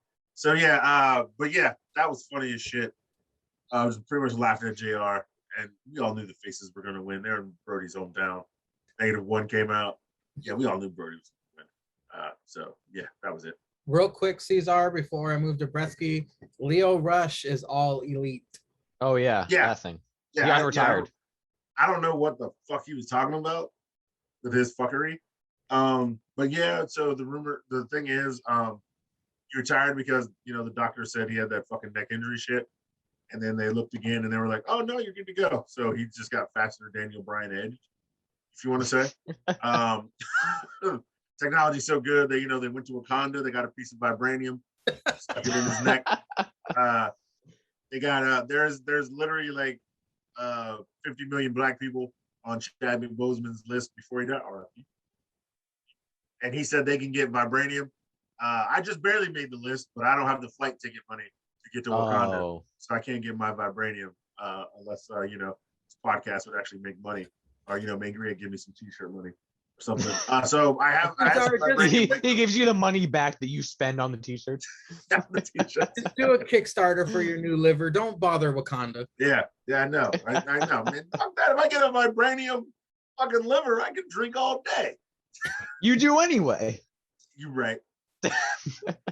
I wouldn't be just blacked out drunk talking about like, you know, kill Jake or kill Whitey. I don't know. Like regular drunk. It should be fun. Bretsky, thoughts on the 50-man tag? Well, first I want to say Leo Rush. I mean, we're all fans of Leo Rush. Show him that ass. Dude, he was the original show him that body. He was the OG. Show him that board. Dude, that fucking gif of I'll forget about it. And then I'll search like a Lashley gif. And it'll come up him pointing at his ass. I'm like, what the that was Jesus. I'm trying to YouTube the shit out of that tonight. Show him that ass, Bobby. But no, it was Leo Rush, congratulations. I will say it was funny. Because there's obviously all the memes now about him being the new Big Show. Retiring and unretiring. No, that's still Murder Hawk. Yeah. Well, no, in terms of retirement. Retirement. Okay. And people were automatically, well, no, actually, he saw a doctor. Bro, come on, it's a fucking use this button. Where's the fucking button at? Oh, too bad the other guy left. He can't hear my immaculate argument. Because Wakanda can't afford a liver for that fucker, he leaves anyway. So Arn Anderson has a gun. No. Anyway, Joe Gacy needs to get off my TV. But no, it's a joke. Shut the fuck up. Then the 20 million man tag. What? Nobody watches it. I know, because you don't fucking promote it. I don't want it to get taken down. That's a risk you gotta be willing to take, Mangria. But no, this is for the army, all right? It's not even for the army. They don't watch this. It's Hey, for JH. Six and It's for Boston. JH. Six and Boston's watch this. Now JH did pop me in the chat where he was like, anybody want a dumbass spoiler dish or spoiler dip shit? And anybody watch Jones? Yeah. Did anybody watch AEW yet? No, it's not Saturday. I haven't heard the tripod talk about it. That's the best shit ever. Shout out JH. He literally popped me with that one, dude. He popped me with that one. And that fucker spoiled something anyway. That fucking he did. spoiler. But yeah, but you know, I never took this as a match. I wasn't like critiquing it or anything. I'm saying it's a tribute to Brody. Like I can't ethically say, oh, he should have went for a diving elbow drop here. And so, you know, that wasn't the point. You know, it was just sweet. It was a nice little tribute to them. I still don't understand why Orange Cassidy is feuding with Matt Hardy. So by proxy, he then has a hair versus hair match with one half of TH2. And like hair. What? Like the worst. About and I hate it. And I hate everything about it. But other than that, like, yeah, I can't. It was a tribute to Brody. It was very sweet. Alan Angels took off his fucking mask for no reason. He was hot. He was hot. He threw his mask at Uno. But everyone hates Five, so it's okay. But no, it was nice. It was a nice little tribute to Brody. Up next, FTR and Tully promo. They are refocused. They're revived. Dan Lambert with Men of the Year. Dan squawking. Tony Khan, man. Ha! Shut the fuck up chants rain down. Scorpio Sky gets the what chant treatment. Ethan bitter about being overlooked. Yeah. Hikaru Shida looking for her 50th win against Serena Deeb. Fast forwarded. The butt. These are special. I respect it. The butt meat. I won't lie if I said I didn't think about you when I fast forwarded through it. Butt Meat Mania as Tay J versus Penelope and Bunny. Tay J in pink and red, reminiscent of Peyton's old WWE gear. Bunny you see that photo shoot they did, by the way? Fucking Peyton Royce and Billy Kay. Yeah. Penelope in black and red. These matching gears are raising AEW Women's Tag Team title suspicions. Whoa. I'm raising my dick in shorts. Penelope and Bunny all over Anna. Whoa, Anna. This will be the winner. This will be the winner of the most boner-inducing match of the year. Anna takes out Penelope with the Queen Slayer. -1 about to hop into Tay's titties. Dude, he did. That fucking kid. He did. She just lets him like rub all over her body. all Yeah, over her body. body. Dude, I feel so Thunder bad said- for that kid though. Like he's gonna grow up and think that she has such a fucking crush on him, and he's gonna do something. She's like, "No, I was just playing along. You were 8." Friends. He's He's like, gonna "What?" just Friends, right? he's Your gonna dad's jerk watching. his Your yeah, dad's watching. when he gets to 13, he's gonna jerk his dick to like Anna Jay. Oh, absolutely. He's will. gonna have negative. He's gonna, dick. he's gonna Yeah. fucking come on screen with a boner. TV just gonna be skeeted up. Oh man. We get a video promo again between Thunder Rosa, Jade, and Nyla.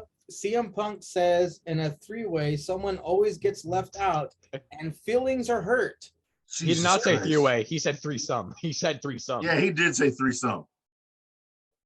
He slipped up. MJF and with Wardlow, MJF on mic says Jungle Boy, Sammy Guevara, Darby, and MJF are the 4 pillars of AEW. Without me, this company ain't shit. If MJF isn't given what he wants, he has Bruce Pritchard's on his speed dial.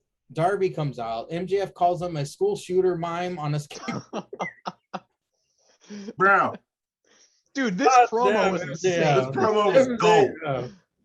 Explains why Darby is straight edge. Uncle died in drunk driving accident. MJF says the wrong guy died.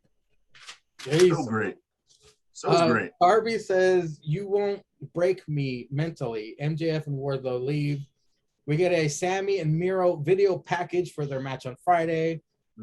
Later fuck, tonight, I you mean? completely forgot about the MJF line. That was hella funny. He said Friday. Let them bitches wrestle in the main event tonight. Gretzky, your thoughts on any of that shit? So what was first? The fucking Hikaru Shida. I fast forwarded. Was that We first? had FTR and Tully promo. Dan Lambert with the Men of the Ring in the air. Oh yeah, no, that's important. Dan Lambert's important. Men of the year in the ring. Mhm. So America's top the team. FDR promo confirmed that the Pinnacle is still a thing. Yeah. Because they said the Pinnacle. They mentioned the Pinnacle, and I'm like, okay, I guess they're around. Fucking Dan Yes, Lambert they're promo around. of the year, dude. Dan Lambert and MJF fucking promos of the year back. Like Ethan Page with a good fucking promo, really good promo from Ethan Page. This was great. There's gonna be a happier ending than you guys in your mom's basements. Judging by the look of these men in the audience, you know what I mean, bruh. Fucking this man, Dan Lambert, is out here giving zero fucks. He says all the things we can't say. I get a lot with thoughts since Cesar, since you said last week of, is it a bad thing ultimately of him shitting on the company? No, I don't. It's man. He's blatant. He literally says all the shit we say. Yeah. On this podcast, but he says it on air. He says it on air, and like, if you really listen to this podcast, even though we watch it every week, we find ways to shit on AEW constantly. Yeah. You can almost say we're AEW haters. This motherfucker has a whole background behind it. I'll give them credit. They're getting better. They're getting a lot better. We do praise them when they get better, and we do shit on NXT when NXT does some shit. But when you're run by Shawn Michaels and Triple H, two of the best in the game, I get it. And when you're run by fucking Cody Skeets, I'm calling them together now, Cody Skeets. I was gonna say, wait, was that on purpose? Yeah, no, happy accident. I mean, like, this is why we always talk about how their lineup or how they line things up is always bad. Which will come up again. But no, this is I think AEW has recovered on a lot of its flaws, and like fixed a lot of the bad things that were happening. Yeah, but, like, year one is going to be full of mistakes. Yes. But some of the blatant bad things in terms of placement and like continuity. Well, continuity's getting better, but like they're still young and they still need boosting. But I think this might have been Dan Lambert's best promo too, because he was like praising Jericho, doing some like actual like real heel shit. Like, yeah, Jericho, you were great, but now you're out to pasture, that kind of thing. So that it was a really good promo. Ethan Page doing the whole like, you don't think I'm tough? Like that was honestly that was a great fucking promo from Ethan Page. Even the more I talk about it, the more I think about it. The whole Best you think I'm titties in tough? the game? You know, fucking tightest tits in the game. Yeah. But no, yeah, like you think wearing faux leather and fucking and like we have the middle finger is tough. I got 2 black belts. Like, damn, okay, All right, Ethan Page. damn. You still lost to a guy that weighs 130 pounds soaking wet in a coffin match. But he's never been pinned or submitted. So it's a very MJF line. It was a coffin match. Yes, I know.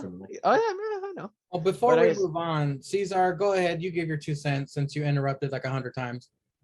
It's a Cesar special, like same as fast forwarding Kuroshita. It's the same Cesar special. About what?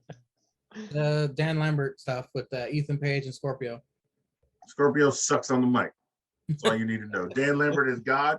Everything he says is true. Scorpio sucks on the mic. And Ethan Page is impressing me week after week. Next. Mm-hmm. Well, before we move on, do you still stand by the stance that it's bad for AEW when he shits on it? No, that's just a question I have. Oh, okay. That's just a Oh, question you don't I know had. yet? Yeah. I honestly don't know yet. I mean, he's literally shitting on the company paying him. They're paying him to shit on themselves. It's literally what people say on Twitter. It's like he reads Twitter and he goes, all right, this is what I'm going to say. And then He's taking notes. He's taking notes. Yeah. on Twitter. He's the fifth guy you're watching the tripod. Yeah. I think people like Dan Lambert because he's saying everything wrong with the show. You know, this I don't know Cesar whether guy that's a has good a thing or point. not. Well, that's why he gets such a reaction, because if he was saying shit that wasn't true, then he wouldn't be getting the reaction he's getting from the live crowds. Like, No, realistically, the crowd like, still hate him. no, but like, would they be so viscerally upset if they did not agree with it, if they did not deep down realize, oh yeah, he's telling the truth? No, Yeah, okay. they But know the he's telling the wrestling- truth. But the wrestling fans on Twitter are just being like, yeah, man, no, Dan Lambert's just fucking valid. Yeah, like- yeah. Yeah, everything he's saying is what's wrong with you. And then the fucking Mark's like, it's not true. But then why is he saying it? He's saying everything we say Excuse here. me, Dan. No. Yeah. So that's why I still don't know whether it's good or bad. Because like he's saying all of what the toxic AEW haters are saying, which is gonna just fuel the trolls on Twitter. But yeah, everybody's a different person. Half the crowd might be there. Whoever they hate, they're gonna agree with Dan Lambert. Whoever they like, they're gonna boo him. So yeah. Brett, your thoughts on Butt Meat Mania, that tag team match? My God. I do want to say those bodies. But I will say real quick, Ethan Page. I was not a fan of Ethan Page when he debuted. He has grown a lot on me, so major props to Ethan Page. But anyway, yeah, all the body. Step aside, Ivy Nile. Yeah, now we got body. No, I mean I wasn't really paying attention to the moves. I it's kind of understandable. Yeah, then fucking -1 getting all up in them. Fucking fuck that guy. They're just going. Oh, good lord, man! That was Tay would let him. Dude, Tay would let him, and then make a whole sentimental post on Instagram. Like, he's so sweet. You know, he does it just like his dad did. Yeah. Dude, oh no. But no, I remember seeing a tweet of hers like, from that kind of came up recently. Like, of like how she's like a picture of her with -1, like, oh, he always tells me I'm so pretty, or yeah, it's like typical stuff for like an 8 or 9 year old. Like, bro, like I said earlier, he's gonna grow. He's gonna get a couple years older, and he's gonna realize, okay, I can stretch this out. The kid's gonna be 18, and she's gonna be like 45, and he's gonna hit that shit. Dude, if she looks. I haven't had sex with anybody, Tay. I've been waiting for you. I think she's actually with Arturo Ruas. Remember Arturo Ruas from NXT who got released? Oh fuck! Really? She's fucking him. Dude, I think they're both Brazilian. I mean, they either hang out all the time because they're both Brazilian, or they're fucking. I don't know, because she posts with him a decent bit. But dude, I was a fan of Arturo Ruas, by the way. Side tangent. I wish they kept him. He was fighting in Raw Underground, right?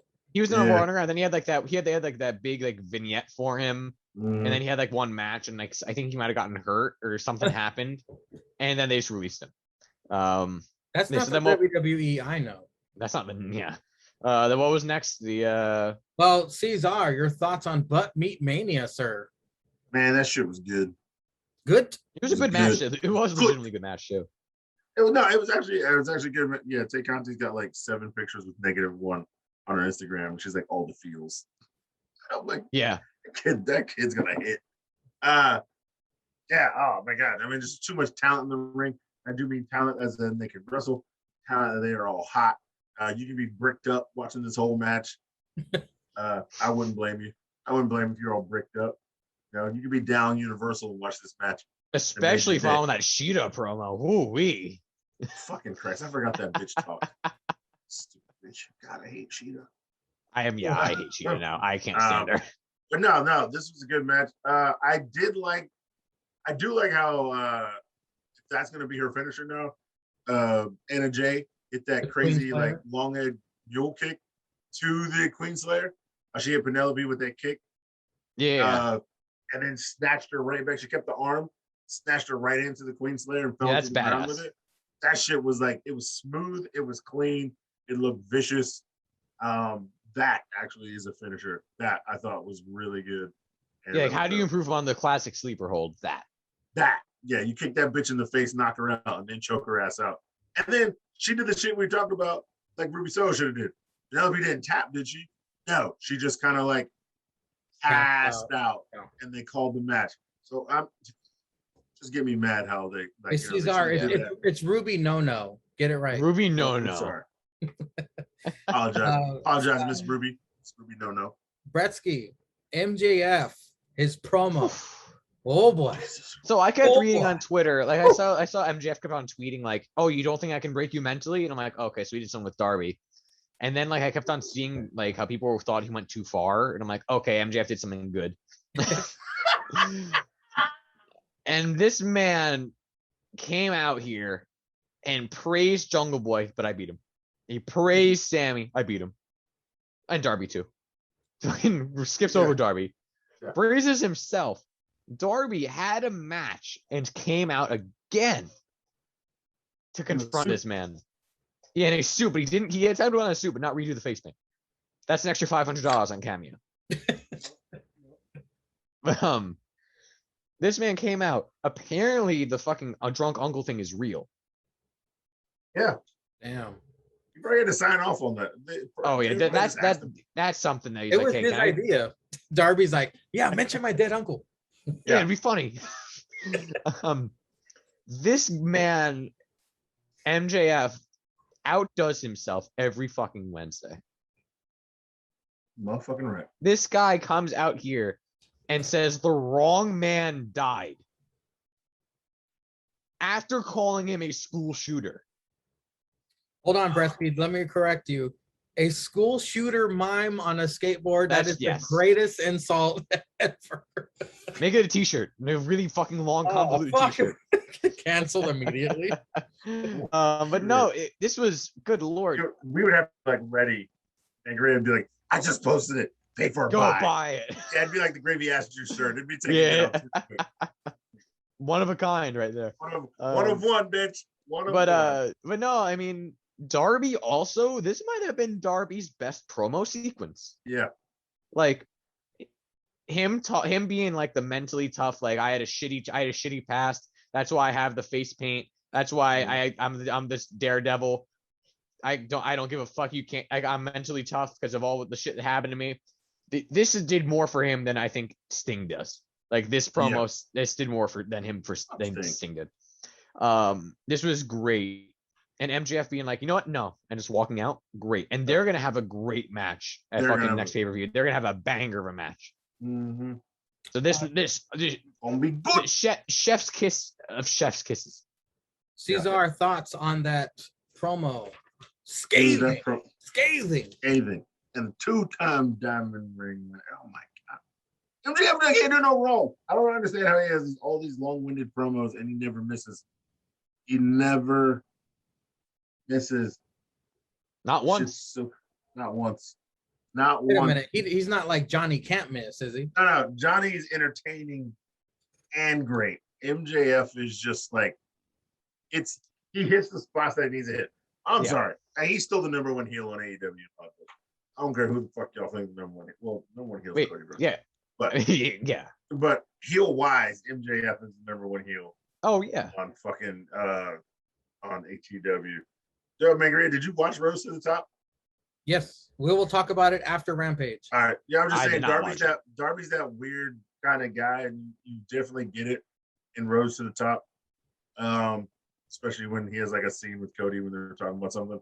But yeah, we'll talk about it later. But like, yeah, like I feel like Darby can hold this up. He's like, Darby was like, yeah, I don't really give a shit. Yeah, Uncle killed himself in a drunk driver accident. I was in the car. And you're just like, fuck, man. He's like, yeah, say the wrong man died, MJF. You go ahead and go off. And I like Darby. I feel like he's just like cool with it because he's You so sure? weird.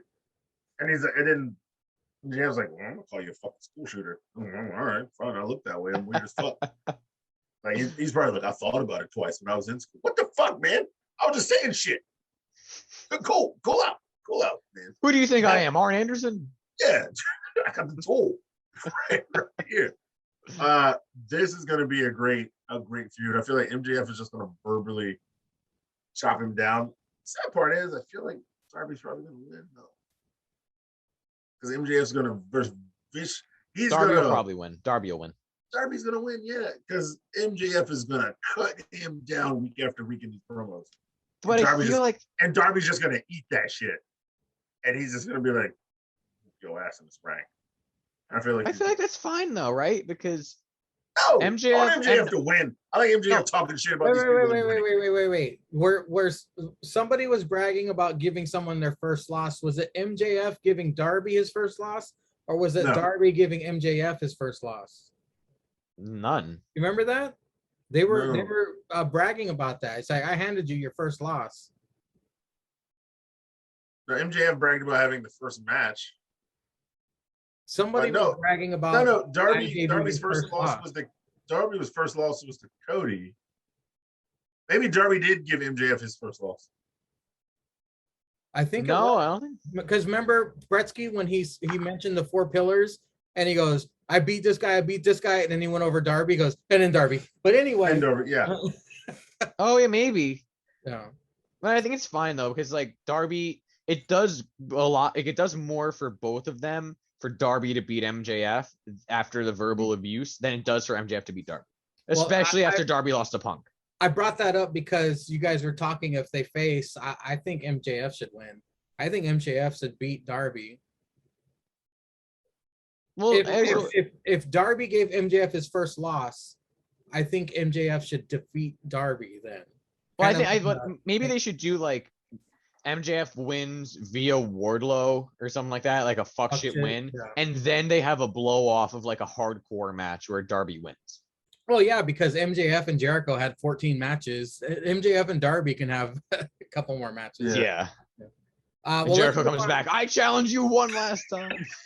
A face paint for hair match. No, it's the main event time for the TNT Championship. It's 15-0 Miro versus Sammy. JR pops wood every time. He said that shit 85 times. Oh yeah. Looking like Miro looking like Bald Bull from Mike Tyson's Punch Out. Do you remember that, Cesar? Yeah. Bald Bull. Yeah. Commentators all over. I have a beer glass, I think, with Bald Bull getting punched out. Commentators all over Sammy for keeping a $20,000 chain on during the match, to which Miro proceeds to use it against Sammy. Sammy attempted a shooting star flatliner to Miro, but Miro caught him and slams his ass. Commercial picture-in-picture. Miro celebrates and then beats down Sammy. Sammy's left leg is injured. Miro foolishly gets out of the ring to mess with the crowd. Miro still in driver's seat, though. Every time Sammy tries some offense, Miro counters. Miro, distracted by crowd chants, finally makes a mistake, answered by a standing Spanish fly by Sammy. With Miro on the outside, Sammy soars over the top rope, crashing onto Miro. Sammy with a cutter, Miro with a machka kick. Miro rips the top turnbuckles off for some fucking reason. Fuego out to distract. Sammy knocks Miro into the exposed turnbuckle. Tornado DDT. GTH 6:30. Sammy is your new TNT champion. The Dark Order is out to celebrate. -1 is balls deep in Tay. But Cesar, your thoughts on the main event of Dynamite for the TNT Championship? Wait, did we talk about the Lucha Bros? Or did we skip over that? Doesn't matter. No. I don't remember that. Remember they had a promo with Andrade because they have the AAA tag team titles and the AEW tag team titles. Fuck, I must have been taking a piss. Your thoughts on the main event? No, this was a good match. Fucking JR once again. Sammy. He's a fucking car salesman. Sammy. Yeah, dude. Oh, fucking. Yeah, what's it? Ski-Bone with the fucking yeah, he's still wearing his chain in the ring. He goes, oh yeah, dude, he chokes him with it, and then he chokes him with it 5 minutes later. Oh yeah, you were right, Tony. But I think CM Punk said you were right, Excalibur. And then Tony's like, yeah, he choked him with it. All those fuck boys are all fucked up about it. But no, this was a really, really good match. Has the TNT title ever changed hands on pay-per-view? Has it always changed hands on pay-per-view? TNT? Well, the initial Cody. No, yeah, he won it on a pay-per-view, but I feel like Cody lost it to Darby. No, Cody lost it to Brody on TV. Brody on Dynamite. On TNT. Brody lost it to Cody on Dynamite. And Cody lost it to Darby on Dynamite. Yeah. And Darby lost it to Dynamite. Miro on Dynamite. Yeah. And Sammy lost it to Sammy won it. No, Cody lost it to Darby at a pay-per-view. Oh, yeah, he did. At Full Gear or something. I believe he. Oh, it was on Roads. It was on Roads to the Top. He talked about that. Yeah, I think it was Gear. Yeah. But it's mostly changed hands on I mean, it made sense. It made sense to change hands on the Rochester TNT, show. Yeah, TNT. You wanted to change hands on TNT, which is always and cool. It's the Rochester show too. It's the Brody show. Yeah, it's the Brody show. I get that, and I get it. It's a title with a championship on it, but and it's good that some titles change hands on regular TV instead of pay-per-views or whatever. But that's giving it almost too gimmicky because we can almost really say any really big match that they have for this title on TV. Oh, well, that fucker's gonna win. Or you can be like, oh, yeah, if he's defending it on pay-per-view, yeah, there's no chance this guy's gonna win because mostly this championship gets passed on TNT because it's the TNT championship for ratings. But no, this was a really, really good match. CM Punk didn't think Sammy could get Miro up for the GTH the first time, but he got him on the second time. Yeah, no, I have nothing bad to say. This was a good match. Bretsky, your thoughts on the main event, the TNT title match? Yeah, I enjoyed it too. I think it was a weird way to get there with Fuego, but I kind of enjoyed it. Not gonna lie, at first I'm like, this is weird. But then as it kind of went along, it makes sense. Especially with the way Sammy's character is now and how Miro's been acting, it kind of actually made sense in a weird. Yeah, yes, made sense in a weird way. So it was kind of weirdly enjoyable, wholesome. But no, this is a great match. I enjoyed it. I think again the bookends are always great. They're usually very good on AEW. The bookends for Dynamite nowadays. So this was good. I think the right man won as well. I think if you're gonna have someone, I do think that Miro should have lost on pay-per-view. To which I bring up my original want for All Out, Sammy versus Miro. Sammy should have won it there, but I digress.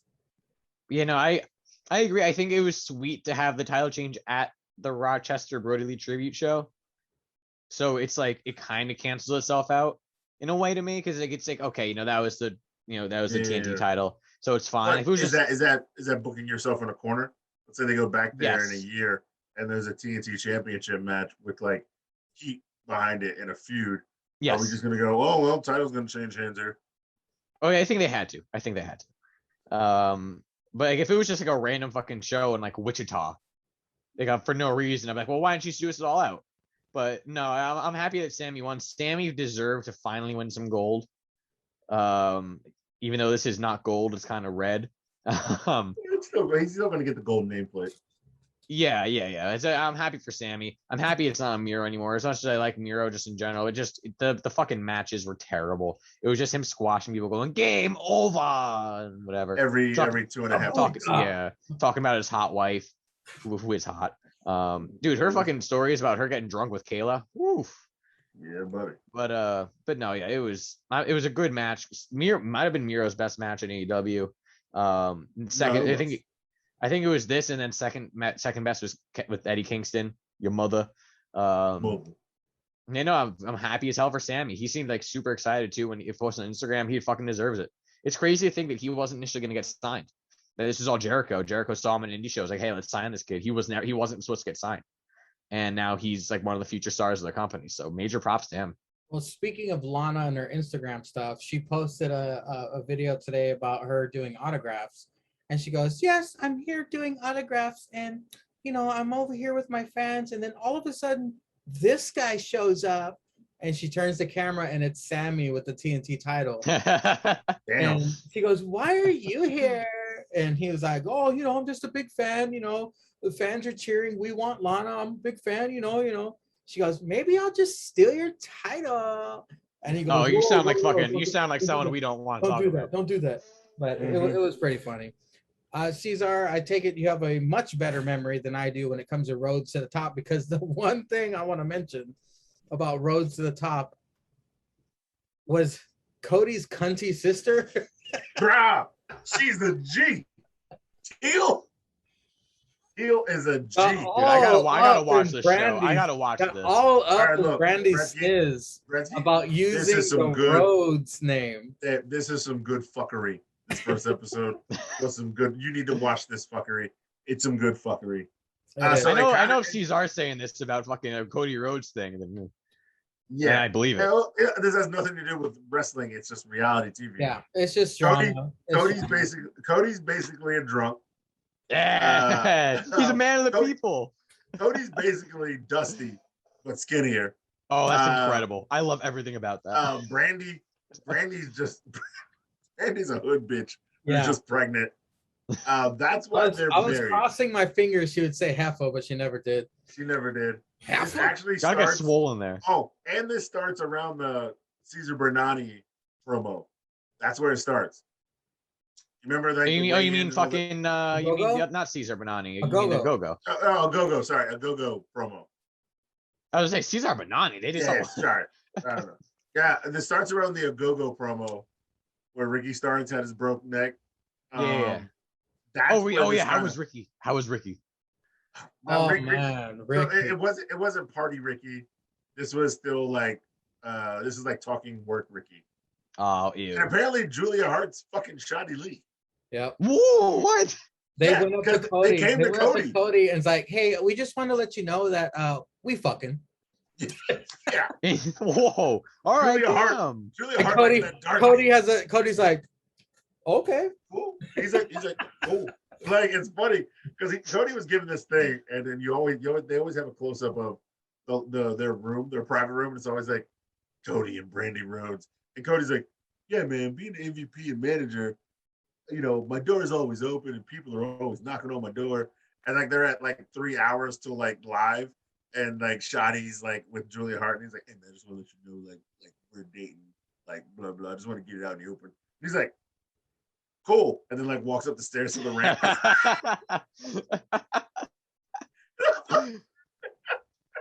If you guys want, we can start watching it and reviewing it if you want.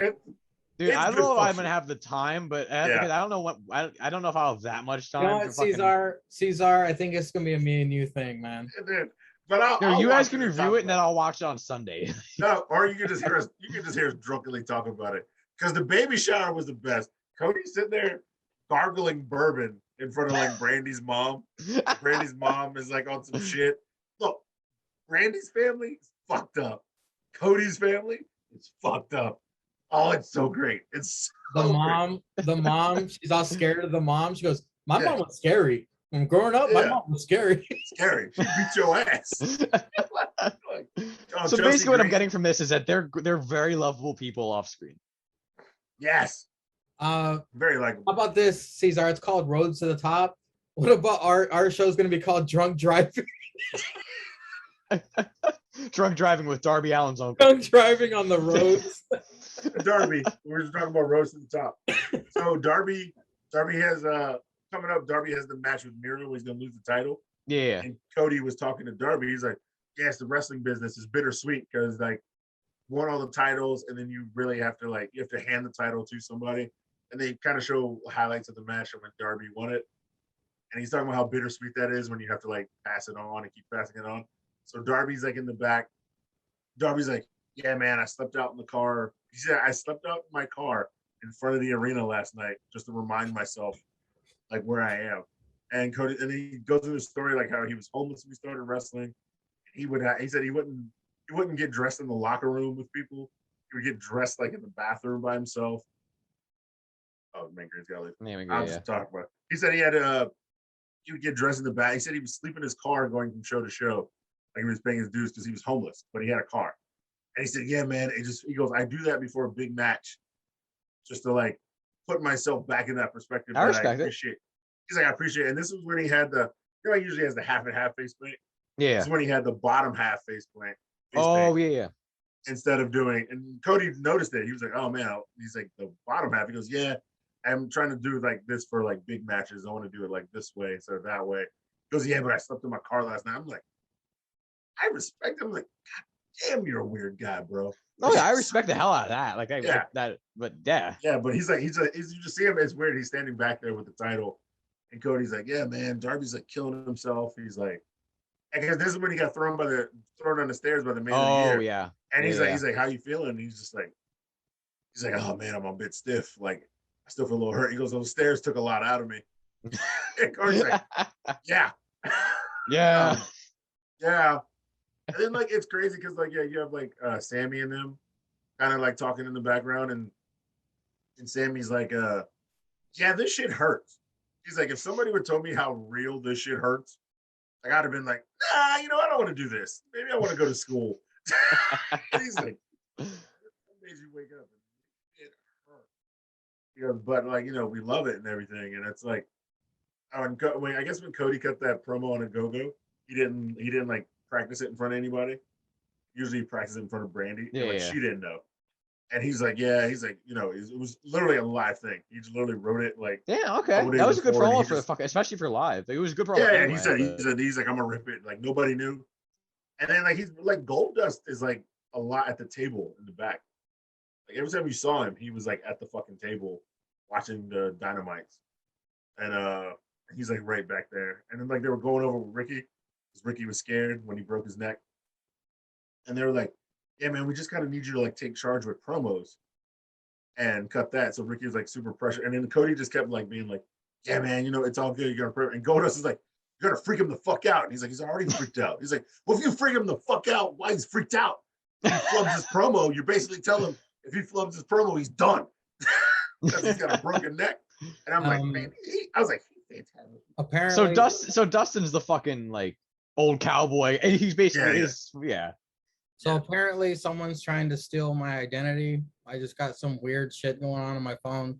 We got to speed this up so I can call the bank. We'll go on to Rampage. Again, my fucking pet peeve with ATW is their match arrangement. Rampage kicks off with Bryan Danielson versus Forehead Jackson with Matt Cuck and Brandon. Bryan is wrestling extra aggressive. Forehead goofing off with Brandon in the fray. Bryan dominating majority of this match until the numbers game catches up into play during commercial picture-in-picture. Forehead in control. Forehead nails the Cuck, kick that piss. Oh, he nails the cut kicks, not the yes kicks. The cut kicks. That pisses off Bryan. He spits in Forehead's face, the disrespect, and attacks Bryan, nailing the AEW maybe kicks. Bryan reverses 450 into the label lock. Top rope, top Stooge Jones, Taz for reference with Brandon. Forehead sharp scorpion death shooter to Bryan. Forehead accidentally kicks Brandon in the face and eats a release German for that on the outside. Bryan wins with a cattle mutilation. Cole, Omega, Matt, Brandon console Forehead. Christian, Jungle Boy, Luchasaurus are Bryan's backup. Brawl ensues. Jungle Boy with the snare trap to Cole, label lock to Kenny. Kenny no balls. Cesar, your thoughts on the first match of Rampage? I watched it back. Darby said, how can you be the top pillar if I've been the only one to win a championship between us? I think that's what you were trying to. Yeah. I literally just watched it back. All right. Yeah. The order is stupid. I don't know why they. Well, I guess they want people to watch. This is a great way to get people to watch, though, because it's 10 o'clock. It's Friday night. If you have watched SmackDown, you're probably like, Raw's usually shit and it's 3 hours. I'll watch AEW fresh. But if they have Daniel Bryan or Bryan Danielson first, it's a great way to be like, well, just finish watching SmackDown. Let's keep the party going because DB's up first. Yeah. Instead of fair. waiting till like probably 10:45 or 10:40 when his match would go on in the main event. It's a good way for you to flip the channel to tune in. I thought it was a demo thing. I thought it was like, well, we need the 10 o'clock demo immediately, so we'll put our best shit on first. Well, or it's a tune in immediately, so we'll put our best shit on first. I mean, it goes both ways. It's a double-edged sword. Yeah. But that's probably why they keep doing this. But no, this was a good match because we know both these guys can go. And then, yeah, Taz and Ricky Starks on commentary is fucking gold. Scott, Ricky, you dick. But Taz and Ricky Starks are the best. And them laughing about shit and doing heel shit. Oh, it's good. But yeah, this is a great match. Four-Eyed Jackson can wrestle. Yeah, of course, Brian's going to win. He's not going to lose anytime soon, unless it's Sakini. Let's hope that soon. And then, yeah, the Pierce Sixter breaks out at the end, as it always is, and they're going to have a fucking 50-man tag match. And everybody's going to get their shit off at one point. Up next, the greatest Ricky Starks video promo of all cinematic, Bretsky. Yeah, boy, I gotta watch this. You gotta watch this. You gotta watch this. P2H and Hook lead us into this. Ricky Starks just all kinds of shitting on Cage, right. and you know, Ricky being Ricky, we love him. Yeah, where has Cage been? And then right after this, jerking off. Right after this, Excalibur goes to Ricky, is there anything you can't do? Yeah. But like when they come back, like Ricky and Taz are just laughing at the desk, and Taz like, God damn, man, that was good. He's like, you know, baby, I do what I do. Excalibur's like, Ricky, is there anything you can't do? And like, oh my, and like you gotta watch it for the vignette, and then right after. Yeah, when they're just laughing about it, like shit. Taz and Ricky just being dicks and laughing about it. It's so good. CM Punk, little tiny video promo saying that he has a target on his back. Nap time is always on the menu for anyone who comes from him. And then we finally get that fucking triple threat match that's been advertised for 2 weeks. We get that bitch, Jade Cargill with Smart Mark versus Nyla Rose with senior citizen Vicky Guerrero versus Thunder Rosa. Okay. Thunder Rosa. Yo, Thunder Rosa is the fan favorite during this. Jade's looking like Storm. Nyla looking like Scorpion, but with a bigger dick. Thunder Rosa flying all over the place as the bigger chicks show their strength. Commercial, no picture-in-picture. Bring in the weapons. Jade getting beat up. She does manage to give a spine buster to Nyla. I'm a very big fan of Thunder Rosa's wedgie during this match. Thunder Rosa and Nyla fight it out on the ring apron. Thunder Rosa eventually power bombs Nyla through the table from the top turnbuckle because Nyla and tables. Nyla was attempting to climb the top turnbuckle and Thunder Rosa capitalized. Yep. After multiple chair shots, that bitch picks up the win. Malachi Black video promo about Cody Jarrett. Plenty of toll that needs to be collected, he says. Sammy gets the black TNT title back and comments on Bobby Fish. I hope you brought that up, Cesar. I know I didn't forgot. So during Roast to the Top, they shot a real life commercial. It was a commercial. Skivone, right after Dynamite. Right after. Like what Sid exploded. Right after, it's in the middle of Roast to the Top. Skivone comes up. He's interviewing Sammy. Sammy Vlog Squad's kind of there, and he said, "I got a text from Bobby Fish." The minute the year come out. He goes, yeah, you're trying to fight Bobby Fish, but you won't give us a chance. And then Sammy literally says, after Bobby Fish, you two bitches are next. And then they brawl, and it sets up. So that's going to be a good fucking match. So that either paints himself in the corner that Bobby Fish is going to lose, and he's going to have to shoot him Man of the Year. So I think that's Cesar 316. They painted themselves in a corner. Dude, we knew that he's not going to win anyway. Let's be honest. Let's be honest. Because they were like, you giving titles to a dude who ain't even got a contract? He ain't even all elite. He's like, shut up, bitch. I'll beat you bitches next. Back to. I think the biggest part of this was Sammy got the black TNT title back. He comments on Bobby Fish walking through the forbidden door. We get Bretsky's favorite part of the Rampage. Mark Henry's split screen. Yes. I actually love these now because I had fucking Matt terrible. Hardy, Jack Evans, and Orange Cassidy. The main event. These are my notes. Main event hair for hair match. Orange Cassidy versus Jack Evans. Orange Cassidy wins. Jack loses hair. Okay, Cesar, your thoughts on the triple threat match between that bitch Nyla and Thunder Rosa? I literally did not watch the last 6 minutes of the main event, just in case I did get a little drunk tonight, so I could live read it to these crackers. Oh, I really don't. okay. I really don't even. Don't care. torture yourself. Don't torture yourself. All right, fine. It's Well, a I'll waste- just watch it's it. a waste. I'll just watch it after we get off here. It's Probably a 8 DDTs and a orange punch. No, an Orange Cassidy. I didn't care. And a beach break. And a beach I break. was all over YouTube on this. Jesus Christ, he's on the top. He's on the top now. No. The triple threat match was good. Thunder Rosa, man, she keeps improving to me. Like I keep liking Thunder Rosa a little bit more every match she has. Of course, they brought up the lights out match with the Doctor. They do every time. Every fucking time she wrestles. She got her shit in. Yeah, she put that big bitch through a table. She was fighting too. Jade looked like she was fucking heavy swinging them chairs. So it always brings me back to that Stone Cold one of the Stone Cold interviews or something. No, Stone Cold Hot Ones from Oh, yeah. You know how Stone Cold he's telling Sean Evans about taking chair shots? Yeah. Oh, I know. You take as many as you can, and then when you roll on your back and you're like face up with the knees up, that's when you're signaling the guy that you're done. Yeah. Kind of like act like you're dead and then roll out of the ring or something.